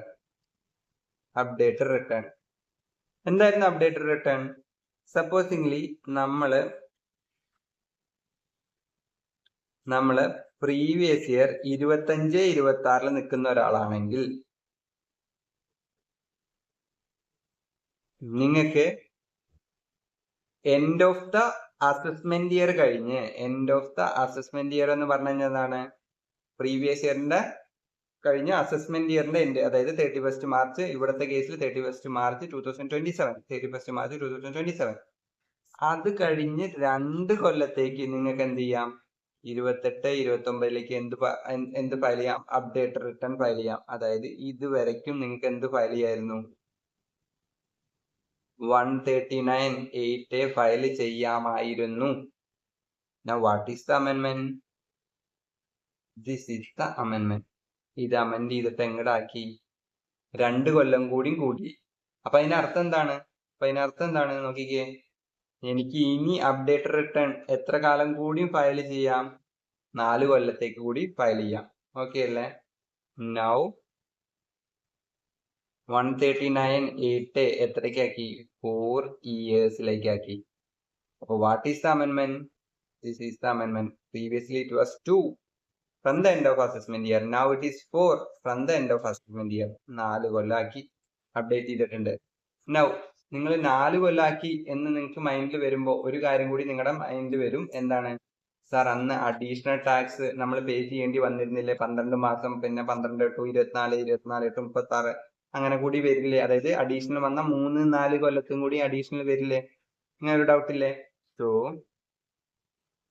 you need to pay additional income tax. എത്ര? സപ്പോസിംഗ്ലി വിത്തിൻ 12 month ആണ് നിങ്ങൾ നിൽക്കുന്നെങ്കിൽ, അഡീഷണൽ ഇൻകം ടാക്സ് എത്ര നിങ്ങൾ പേ ചെയ്യണം? അഡീഷണൽ ഇൻകം ടാക്സ് എത്ര പേ ചെയ്യണം? ഇത് നമ്മൾ ആൾറെഡി അറിയുന്ന സാധനമാണ്. 25%. ഇത് എത്രയാണ്? ടാക്സും ഇൻട്രസ്റ്റും വന്നിട്ട്. ഇനി നിങ്ങൾ 12 മാസം കഴിഞ്ഞു, പക്ഷെ 24 മാസത്തിന്റെ ഉള്ളിലാണ്, അങ്ങനെയാണെങ്കിലോ അത് എത്രയാണ്? 50%. Of course tax plus interest. ഇനി അടുത്ത എന്താണ്? 24 months കഴിഞ്ഞു, 36 month ആയി, അതിന്റെ ഉള്ളില്. ഇതാണ് അമെൻമെന്റ്. അത് എത്രയാക്കി? 60% ടാക്സ് പ്ലസ് ഇൻട്രസ്റ്റ്. ഇനി നിങ്ങൾ 36 മാസം കഴിഞ്ഞു, ബട്ട് 48 മാസത്തിന്റെ ഉള്ളിലാണ് എങ്കിലോ 70% ആണ് tax plus interest. What is the അമെൻമെന്റ് ഹിയർ? ഇത് രണ്ടും നിങ്ങൾക്ക് ആൾറെഡി ഉണ്ടായിരുന്ന സാധനങ്ങളാണ്. അമെൻമെന്റ് എന്താണ്? എക്സ്ട്രാ വന്ന 2 കൊല്ലത്തേക്കുള്ള അമെൻമെന്റ് അല്ലേ? എന്താണിത്? ഇത് 60%, ഇത് 70%. സോ ദിസ് ഈസ് ദ അമെൻമെന്റ്. സോ ഇതൊക്കെയാണ് നമ്മളുടെ അമെൻമെന്റ് വന്നിട്ടുള്ള ഏരിയാസ്. നൗ അമെൻമെന്റ്സ് ഭയങ്കര ഇമ്പോർട്ടന്റ് ആയിട്ടുള്ള ഒരു കാര്യമാണ്. അമെൻമെന്റ്സ് നിങ്ങൾ ഒരിക്കലും സ്കിപ്പ് ചെയ്ത് പോകാൻ പാടില്ല. Why? Because institute specifically stress ചെയ്ത് ചോദിക്കാൻ ചാൻസ് ഉള്ള ഒരു ഏരിയ ആണ് അമെൻമെന്റ്സ്, എസ്പെഷ്യലി ഇനി വരാൻ പോകുന്ന മെയ് അറ്റംപ്റ്റ്. കാരണം എന്താണെന്ന് വെച്ച് കഴിഞ്ഞാൽ നമ്മൾ ഒരുപക്ഷെ നിങ്ങൾ കഴിഞ്ഞ പ്രീവിയസ് ഇയർ ഒരു എക്സാം എഴുതിയ സ്റ്റുഡന്റ് ആണെങ്കിൽ നിങ്ങൾക്ക് അത്യാവശ്യം നല്ല രീതിയിൽ ഒരു കോൺഫിഡൻസ് അതിലുണ്ടെങ്കിൽ അത് മാത്രം വെച്ച് പരീക്ഷ എഴുതി നിങ്ങൾക്ക് പാസ്സാകാൻ പറ്റില്ല. നിങ്ങൾക്ക് എന്ത് ചെയ്യണം? അമെൻമെന്റ്സ് തീർച്ചയായിട്ടും പഠിച്ചിരിക്കണം. സോ ആ അമെൻമെന്റഡ് ഏരിയയിൽ നിന്ന് നിങ്ങൾക്ക് ക്വസ്റ്റ്യൻസ് ഷോർട്ട് ആയിട്ട് അവർ ചോദിക്കും. എസ്പെഷ്യലി റേറ്റ് ഒന്നും പഠിക്കാതെ നിങ്ങൾക്ക് പോകാനേ പറ്റില്ല. ഓക്കെ, ബാക്കിയെല്ലാം നിങ്ങൾ ഒന്ന് കവർ ചെയ്യുക. ഇനി ഇത് എന്താണ് ഇമ്പോർട്ടന്റ് അമെൻമെന്റ്സ് ആണെങ്കിൽ കൂടി ഈ അമെൻമെന്റ്സ് ഒക്കെ നിങ്ങൾക്ക് പഠിച്ച് നിങ്ങൾക്ക് ഒന്ന് മനസ്സിലാക്കാവുന്നേ ഉള്ളൂ. കാരണം പ്രീവിയസ് ഇയറിൽ നമുക്ക് വന്നിട്ടുള്ള ചേഞ്ചസ്, അതായത് 24-25 വന്നിട്ടുള്ള അമെൻമെന്റ്സ് ഒക്കെ പറഞ്ഞാൽ ഭയങ്കര വലിയ അമെൻമെന്റ്സ് ആയിരുന്നു. നിങ്ങൾക്ക് പഠിക്കാനും കുറച്ച് ഡിഫിക്കൽട്ട് ആയിരുന്നു. ഈവൻ അതിനുവേണ്ടി ഒരു പുതിയ ക്ലാസ് എടുത്താൽ കൂടി കുഴപ്പമില്ലായിരുന്നു. അത്രയും അമെൻമെന്റ്സ് ഉണ്ടായിരുന്നു, ഡിഫിക്കൽട്ട് ആയിരുന്നു. ഇപ്പോഴത്തെ അമെൻമെന്റ്സ് എന്താണ്? കുറെയൊക്കെ സ്ട്രൈറ്റ് ഫോർവേഡ് ആണ്. നിങ്ങൾക്ക് ഒരു തവണ വായിച്ചാൽ നിങ്ങൾക്ക്, അല്ലെങ്കിൽ ഈ ഒരു ക്ലാസ് ഒരു തവണ കേട്ടാൽ നിങ്ങൾക്ക് മനസ്സിലാവും. സോ ആർക്കാണ് ഇത് അപ്ലിക്കബിൾ ആയിട്ടുള്ളത് എന്നൊക്കെ നമ്മൾ ഇൻട്രൊഡക്ഷനിൽ തന്നെ പറഞ്ഞു. ഇനി ഈ ക്ലാസ്സുമായിട്ട് എന്തെങ്കിലും ഡൗട്ട് ഉണ്ടെങ്കിൽ നിങ്ങൾ എന്ത് ചെയ്യാം? കമന്റ് ബോക്സിൽ എഴുതാം. എന്റെ നമ്പറും ഞാൻ എന്ത് ചെയ്യാം? ഇതിൽ മെൻഷൻ ചെയ്യാം. So all the best.